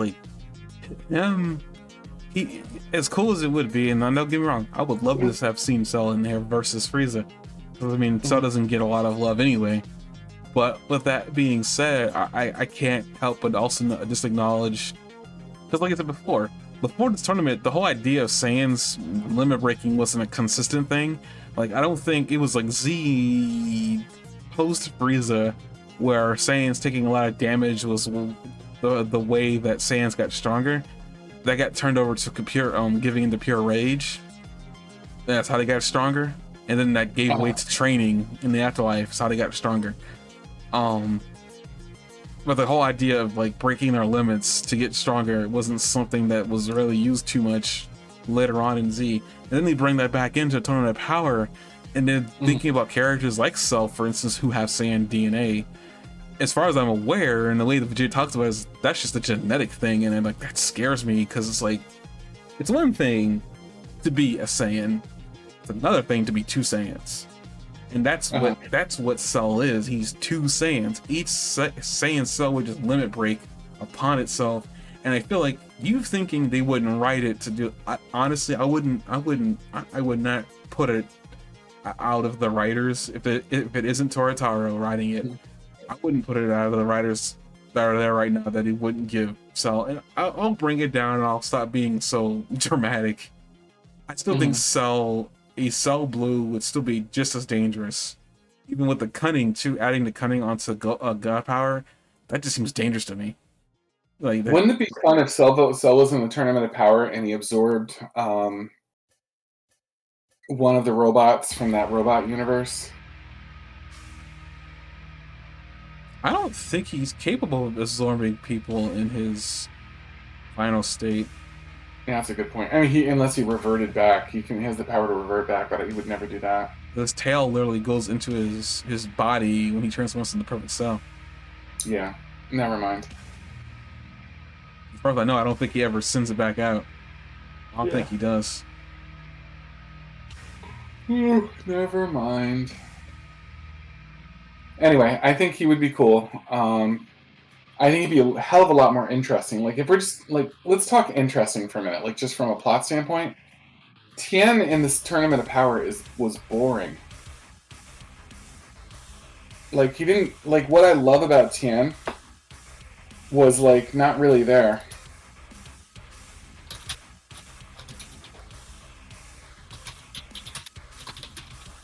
I think that's kind of like what I wanted from Tien, was to be able to do something like he used to do. I think a lot of that just comes down to Tien has just calmed down. A lot of his brashness was gone by this point because he had been a teacher. Yeah. So he had calmed way down. So a lot of probably what you liked about Tien only really came out whenever he was like on the edge of nearly dying. Like he made a lot of like rash decisions during his tenure trying to be a fighter. I feel like maybe they have brought that back. Maybe I don't know how. Yeah. I guess it could have been useful. At least Krillin was interesting, and Master Roshi was extremely interesting. That's a Roshi was treat. Master Roshi was like one of my favorite fighters in the Tournament of Power as far as like a storyline goes. Krillin was a little interesting. I liked his dynamic with 18 and that he was married. And I liked that he was kind of like still sort of a pathetic comic relief in some ways. But Tien was boring. He was a boring addition to the Tournament of Power. I think as far as having a good story goes, I think I would have much rather had Cell than Tien.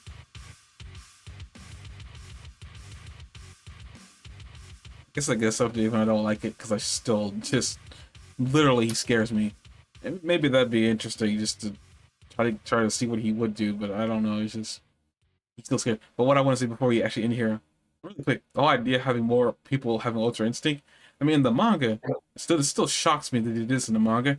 But as far as I know, in the manga, Master Roshi kind of uses it in a alteration of Ultra Instinct. Like, he apparently, according to like what I was reading, apparently Master Roshi achieves it a little bit in the manga.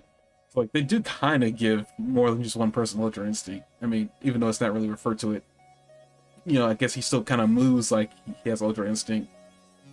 I think it was more like Ultra Experience for Roshi. That he was so experienced, he knew what they were going to do next, so he could kind of see into the future, almost because of his extreme ability to predict what they were going to do next. but like Ultra Insight or something like that. You know what I mean? But I don't know. His Roshi was only limited by his power level. Like other than that, he was a better fighter than a lot of the people there. So we still only have the 7 people though, or eight fighters. If you're gonna let me have Cell, do we keep Frieza?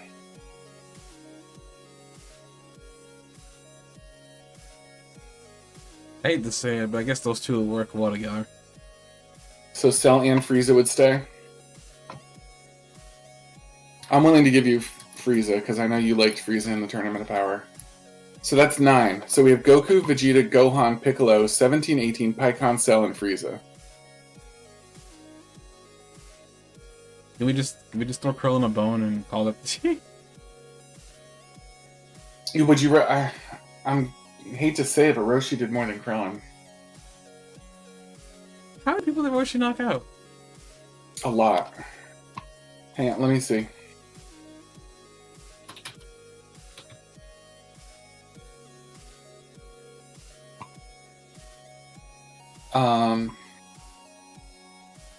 Oh, he only eliminated 2 fighters, but he eliminated the 2 that he eliminated seemed really dangerous.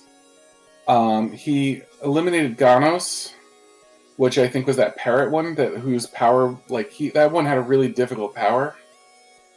I think his power was that it was going to continuously increase over the course of the battle, and that Roshi saw him as someone that could potentially become more powerful than Goku by the end of the battle if he wasn't checked. So Goku took him on to eliminate him early on while his power was similar and his experience was there.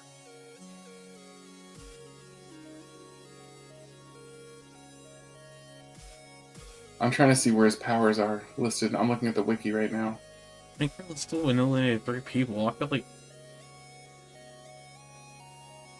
I mean...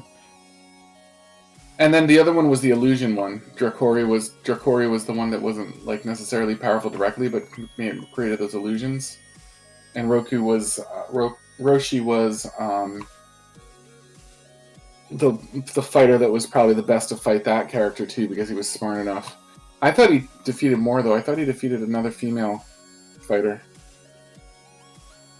I don't think he fought any women because of the fact that he was lecherous. Yeah, the AI was wrong. He also fought Carway. He eliminated 3 fighters: Carway, Decoria, and Ganos.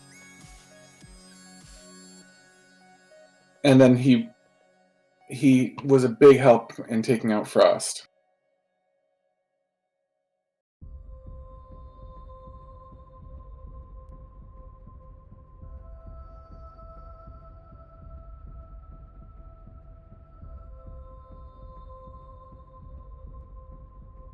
I'm just gonna check really quick. Krillin's defeat this really quick. Well, I just want to see because I looked at the AI for his defeat list. So I just want to make sure if the AI was wrong for Roshi, it's possible it was wrong for Krillin. The AI says he defeated 2 people, and Wikipedia says he eliminates 2 people.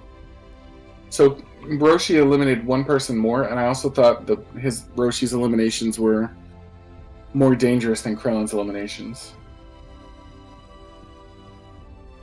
I just like Krillin there because he's good support and he's Goku's friend. I know. Well, it's not like Roshi's not his friend too. No, Roshi's more of a mentor. So Babidi's the last fighter.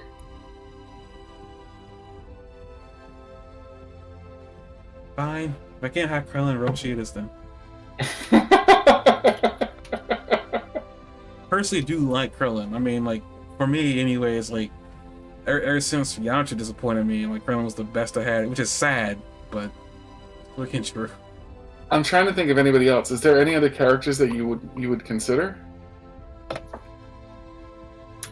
No, none that I can think of at the top of my head. Roshi's the best bet. And it's right now, I'm more of a fan of Roshi ain't bad, don't get me wrong. It's just that when it comes to if a character that I'm actually a fan of that I would like to see in there, Krillin comes to the top of the list. I mean, not the top of the list, but he's in the list for me anyway. Everybody else that I wouldn't even maintain is already there. Again, it's like we didn't really talk about Oob as a possibility. as funny as that would be, I don't think he would even there's no reason for him to be there. Cause like this is an Oob who fought Goku already. This is the kid in a rural village that he probably play fights and he's probably stronger than most of the kids there, but he hasn't like realized his Majin powers yet. There's that whole limit breaking theme though. Oob would be able to limit break. But I don't think he would. It would be. I don't think he would be able to limit break in enough time. He's not used to fighting. That's the biggest problem with him. He's just not used to fighting. I don't think he'd be useful in any other situation. Mm-hmm.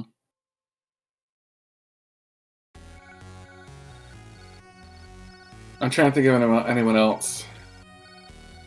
If Oob had if this was the Oob that had fought Goku in a tournament, that was there. Let's bring in Garlic Jr.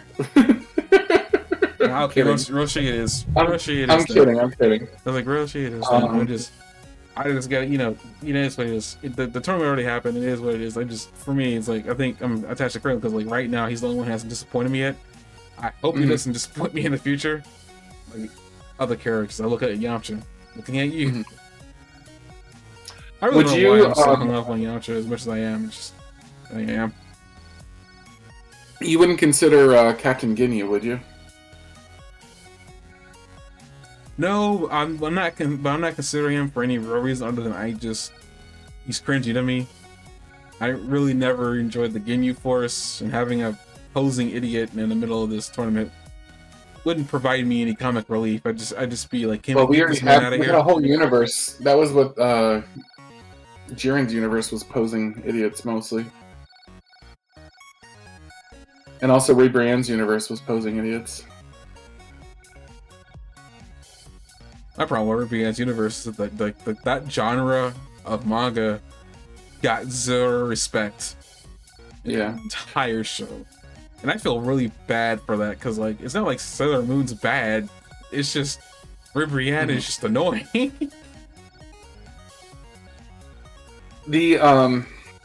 My argument about Ginyu would be that he couldn't be trusted. Like, even worse than Cell and Frieza, I wouldn't trust Ginyu. But talk about creating a threat to the other universes, like, Ginyu would be a genuine threat to Jiren.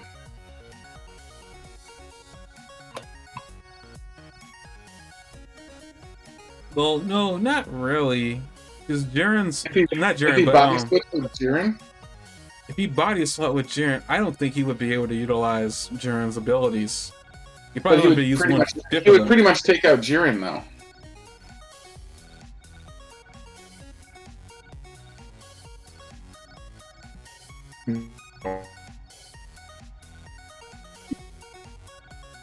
He's weird, losing frames. Okay, I was thinking about Jiren and Captain Ginyu's body. I don't know, I don't know why he would do that to that man. Because yeah, that's what I mean. But that would pretty much wipe out Jiren, I think. Because Jiren's whole fighting style is built around brute force for the most part, isn't it? I mean, he says strength is all, but I guess yeah. Jiren's fighting, he doesn't have a lot of techniques. He doesn't have a lot of strategy. He's just better than you. That's Jiren's whole strategy. I'm better than you. We didn't see him like do anything other than be better than you in the whole fight, except limit break. So I think if Jiren was forced into a weaker body, he would he'd be very hard pressed to do anything with it because he's not a really smart fighter. Captain Ginyu probably wouldn't be able to use Jiren's body very much either, but Captain Ginyu would probably come out of it stronger than Jiren. But Captain Ginyu isn't a particularly smart, skilled fighter either. I prefer Roshi because I don't like Ginyu just in concept. We're just moving on. No, I think Ginyu is too dangerous. I would hate to see him like body switch with like Whis or something like that. You know what I mean? Like he would. And the other thing would be the other danger about Ginyu would be if he body swapped with somebody. Which universe is he now representing?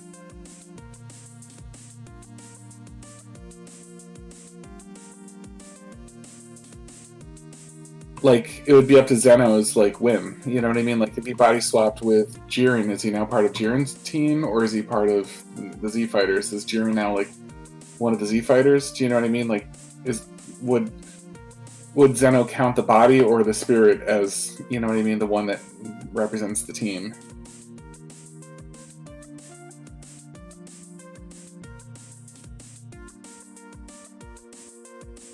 I think he convinced Zeno to switch the side that the body swap is on.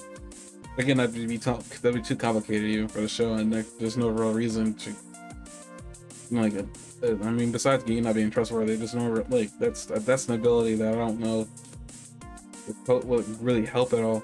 I mean, yeah, you would gimp Jiren, but at the same time, it's like,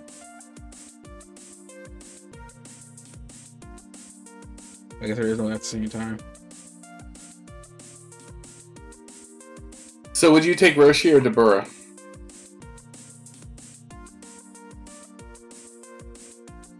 Roshi for nostalgia, and he's not like, he is an experienced fighter. I guess I'd rather take experience over what the heck Dabura is. If they went and got Dabura from heaven and brought him back to fight in the Tournament of Power, I think Dabura would fight as a good guy. I think he would straight up be a good guy. I think heaven redeemed him, and he was a good guy by the end. But at that point,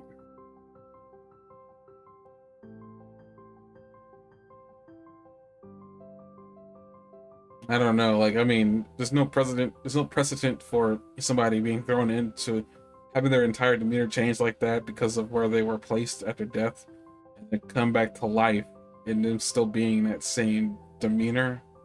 Not saying it couldn't happen. It just one of those, like, I just prefer Roshi just to not think about it. I mean, at that point, like, he was friends with Chi-Chi and everybody. Like, Bulma and Chi-Chi got along with Dabura. Like, I can't think of any reason why he would come back and suddenly turn psychopath. Like, he looked fully redeemed and in heaven. So, would he be more useful than Roshi? It would be the question, I think. He'd certainly be more powerful, but Roshi accomplished a lot. Out of these two, I prefer Roshi. Yeah. Roshi was also a liability. He almost got Vegeta eliminated, and Goku broke away from his fight to go heal him at one point.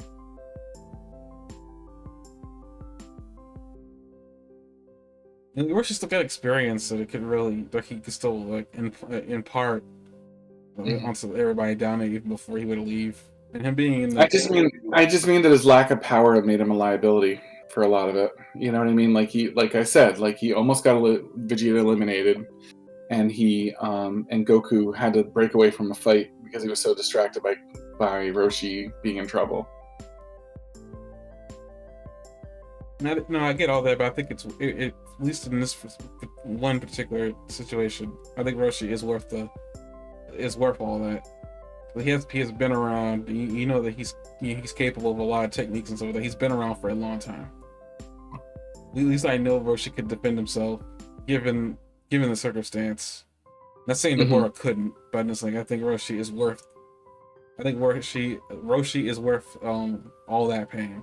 In all reality, I don't think there's any situation that, even if he wasn't all that powerful, I don't think there was every situation he's participating in, I think he was worth it. Even if it was least risk intent involved in there too. Is there anybody else in the team that you would switch out for Dabura? Like, would you switch him with Piccolo or someone?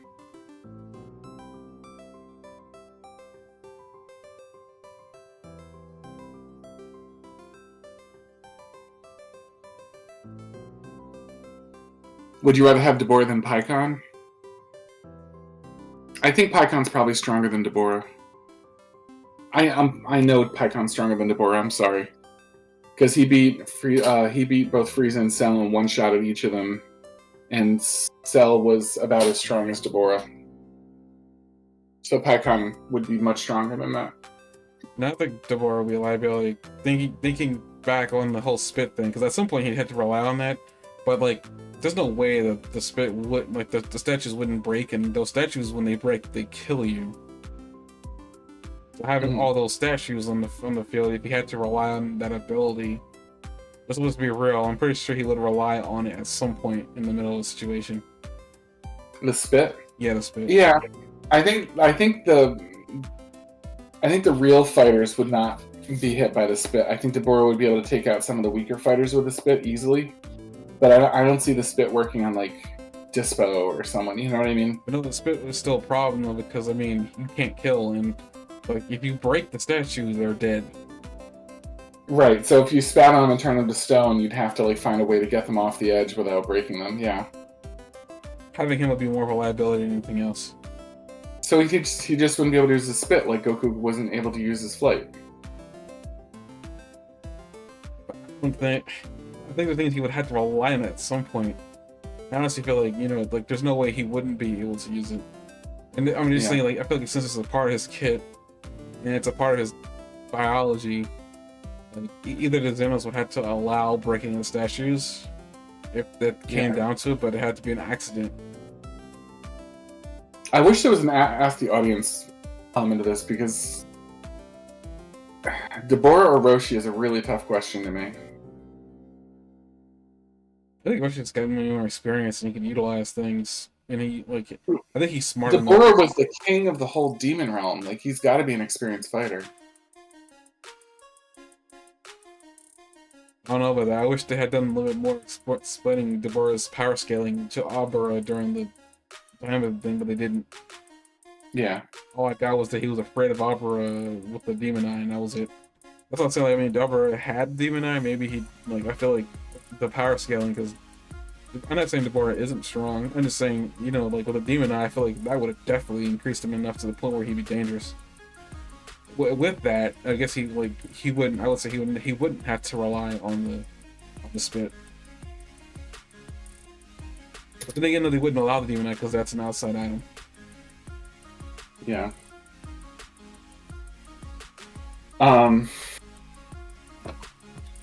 Yeah, so he wouldn't be able to use the Demon Eye. He wouldn't be able to use his spit, which would basically make him a kind of a generic fighter. I don't think... Did he have any other abilities? No, none that he displayed when he was under patrol, Bobby. None that they showed that he had. I'm checking the wiki. I'm checking the wiki to see if he had any powers that we're not remembering. I'm gonna go check the bathroom real quick because I gotta use it. 1 minute. Get up.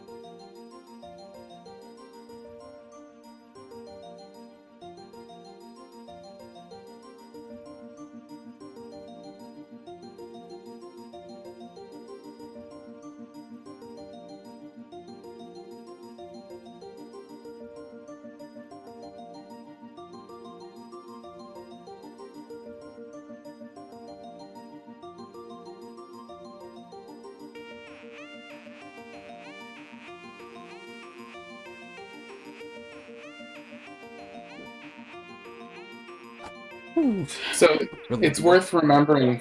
It's worth remembering that Babidi also augmented his power when he was fighting against Gohan, and even then he was only about as powerful as Cell. So Cell seems like straight up Cell's a better choice than Deborah, I would say.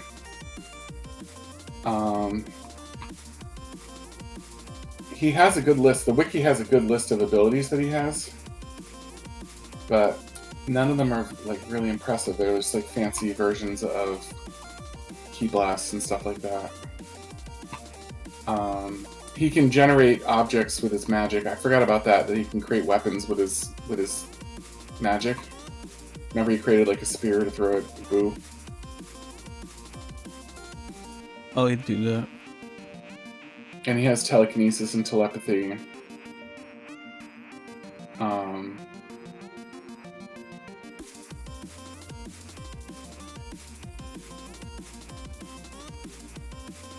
Yeah, Deborah's nothing special. But then again, neither is Master Roshi, at least power-wise. I wish you had an audience that like we could put it up to a vote for the audience or something like that, because I feel like that would be the last one. It would be the Roshi or Deborah. I lean a little bit in favor of Roshi, like you do, and because Roshi, we saw that Roshi contributed really well and took out some really difficult fighters. But like again, I don't think Deborah would be the liability that Roshi was because of his weakness.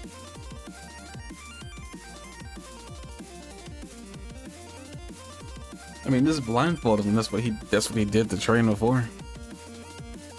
What? Just blindfolded Roshi. But like, I get his old age is a hindrance, but like, there's really not much you can do about that. Because like a lot of people are. I mean, look at Hit. That man's like, I forgot how old he is, but he's an old dude. He isn't like young. Mm-hmm.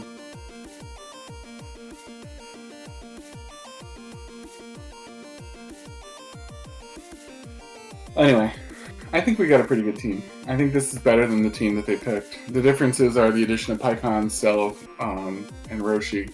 I'm sorry, Pikkon and Cell are the differences instead of Krillin and Tien. Hey, why do you hate Krillin and Tien so much? I just don't think they were like. I don't hate Krillin's. I really like Krillin as a character. I think Tien was really boring. I think Krillin was not very competent. In the Tournament of Power, I don't think they're. I mean, he also had to pull some serious bullshit to make Krillin worth it, because like at one point, not very long before he was joining the Tournament of Power, he was getting hurt by bullets. And they just kind of wrote that off. Like, remember that scene where he was a police fighter and someone shot him with a bullet and it hurt him, and he realized he'd let himself slack so much that like bullets were hurting him again?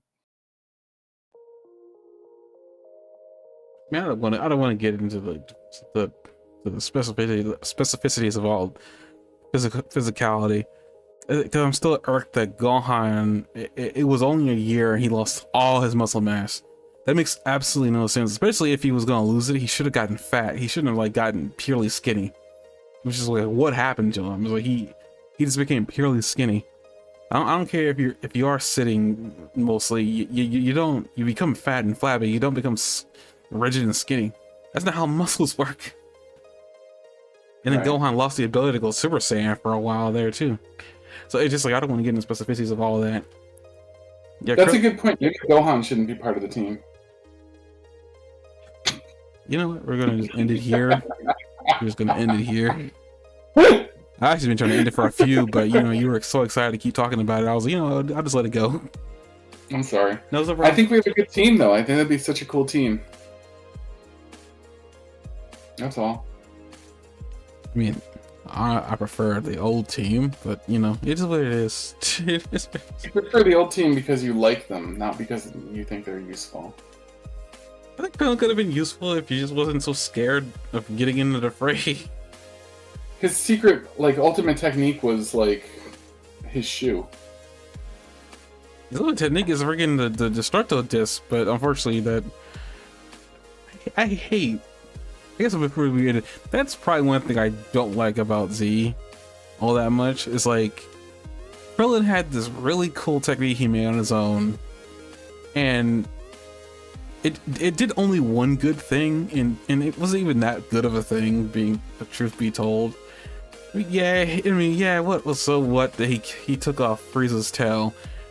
It really irked Frieza that Krillin cut off his tail though. He hurt Nappa with it. He almost killed Nappa. He would have killed Nappa if Vegeta hadn't warned him. It doesn't seem like Krillin's technique has been undermined so much. Like, and then the last time he undermined it, which was... It's not Krillin's fault. The Destructo Disc is a great ability that the story never let him use. Like, he used it on Cell, it hit his neck, and Cell flexed in one direction and destroyed it. Well, yeah, if you're so outclassed that nothing you do matters, then nothing you do matters. But like, that's not Krillin's fault either. You know what I mean? He just was he was desperately fighting someone that like he had no chance against, no matter what he did. You know. But here's the thing, though. It's just Krillin might as well have been like Hercule at that point. Like, the power. No, don't disrespect him like that. No, don't disrespect him like no. The power difference was so big. Don't disrespect him like that. No. Even Vegeta couldn't take on a Cell Jr. dude. Like, they were like, and Krillin could never take Vegeta at that point. You know what I mean? Like, Krillin was just outclassed beyond belief. Speaking of Cell Juniors, apparently Android 17's looking after a group of them on his island, and I don't know what that's about. What? How did you... You didn't know about that? Where would they even come from? Like, Cell didn't make any more Cell Juniors. Wait, you didn't know about that? There's I mean, I think it's just in the manga somewhere. It's just like, there's just a bunch of Cell Juniors for no reason. Just there. I'm like, where do they come from? What? I'm guessing Gohan didn't kill them all. Is the only thing I can think is that Gohan didn't kill them all. Just take 10 of those and make them the whole tournament a power team. 10 Cell Juniors. Nah, that wouldn't. I mean, they were half Cell strength. Probably even a third. Like, I'm kidding. Yeah, I know, but like even just seriously considering in the anime, I'm not saying this should be true, but in the anime, Cell says that all of them are as strong as he is. All the Cell Juniors are as strong as he is.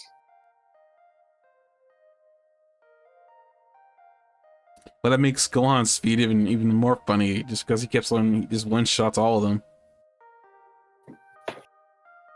But like it was like everything I said about like the whole just Gohan's muscle mass disappearing like that shouldn't have happened. And I think what's really bad is like not many people got really upset about that. They were more upset that Gohan lost the ability to go Super Saiyan.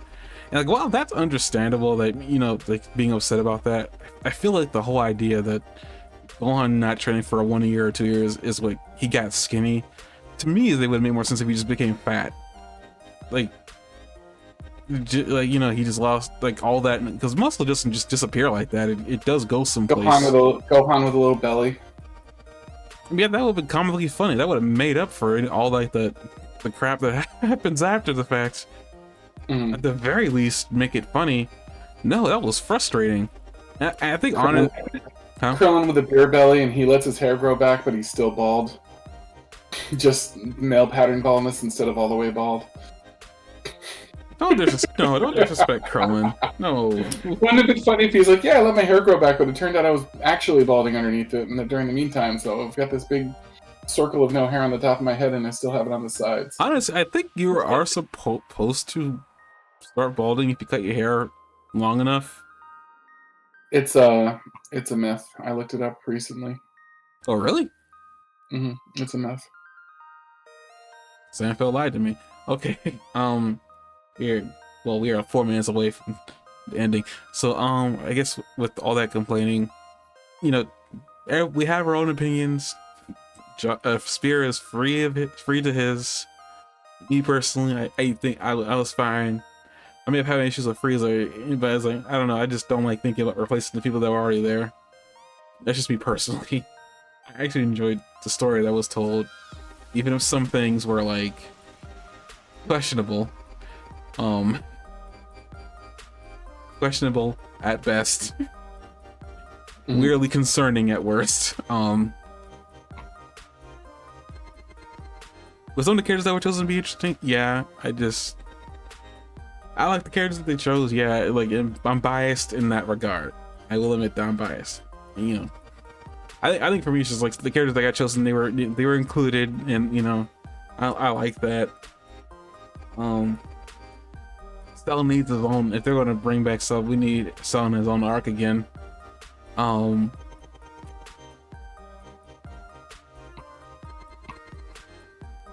had a thought process, completely lost it. I do this all the dang time. How am I doing this? I had a point to make and I completely lost. Oh well, I guess with that we're gonna end it here. I cannot remember that point to save my life.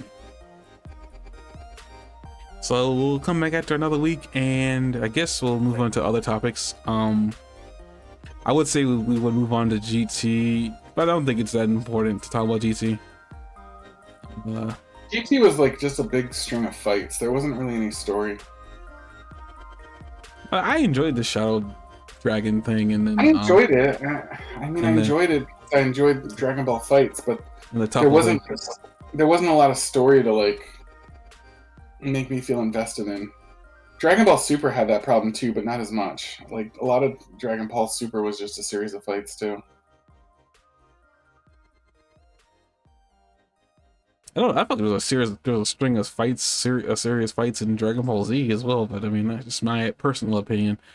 But well, Dragon Ball Z had like an infuriating amount of filler. Like Dragon Ball Z had the opposite problem. It had all these story like build up from filler and stuff like that made it really hard to I don't know. I mean, Toriyama said he liked the filler that came out of the anime. I just, you know, but we'll figure out what we're going to talk about next time.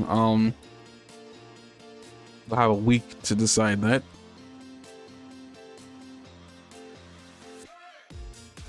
Let's talk next time. Let's talk about how launch should have been in the Tournament of Power. I think we already ran the Tournament of Power thing into the ground. We don't just talk about that. Don't you want Launch to be in it though? She could have teamed up with Roshi. Even talking about making Roshi useless, I don't think that'd be helpful at all. It's like even just for the joke, he'd be trying to grope her the entire time, and that would not help anybody. No, I guess not. But and all of Launch would be able to do. What if Roshi turned out to have a superpower called Post-Nut Clarity that we just never seen him have, and Launch helped him achieve it? Isn't that a joke that they did at some point? I don't think so. I feel like there was a point. It would be funny if it was, and I didn't know it, but I feel like there was a point. Like, wasn't it like when Poir was told to turn into a bunny girl and help Roshi get over his one glaring weakness of girls? And then there was like after that point, there was like a small point in time where he was very competent for some strange reason. Yeah, he trained, like his big training to go into the Tournament of Power was to get over his obsession with girls, and then he fought a really hot girl as one of his opponents in the Tournament of Power and beat her specifically because, even though she tried to seduce him, specifically because of his training. I feel like that was post-nut clarity. He didn't nut though. He hasn't nutted in the whole series. No, I think unfortunately for Poir, I think he nutted on him in the girl form. Poir, turn to the Bulma! And I think he had some clarity. He had some Poir, clarity up to the change it to Marin! he had some clarity up to the Tournament of Power, and he fought that woman, and that was it. Like that was just it. Like the clarity had ended there. That's funny. I think that's my headcanon. That's my nut cannon. I'm gonna just end it here. See you guys in 2 weeks. Oolong, change into Videl.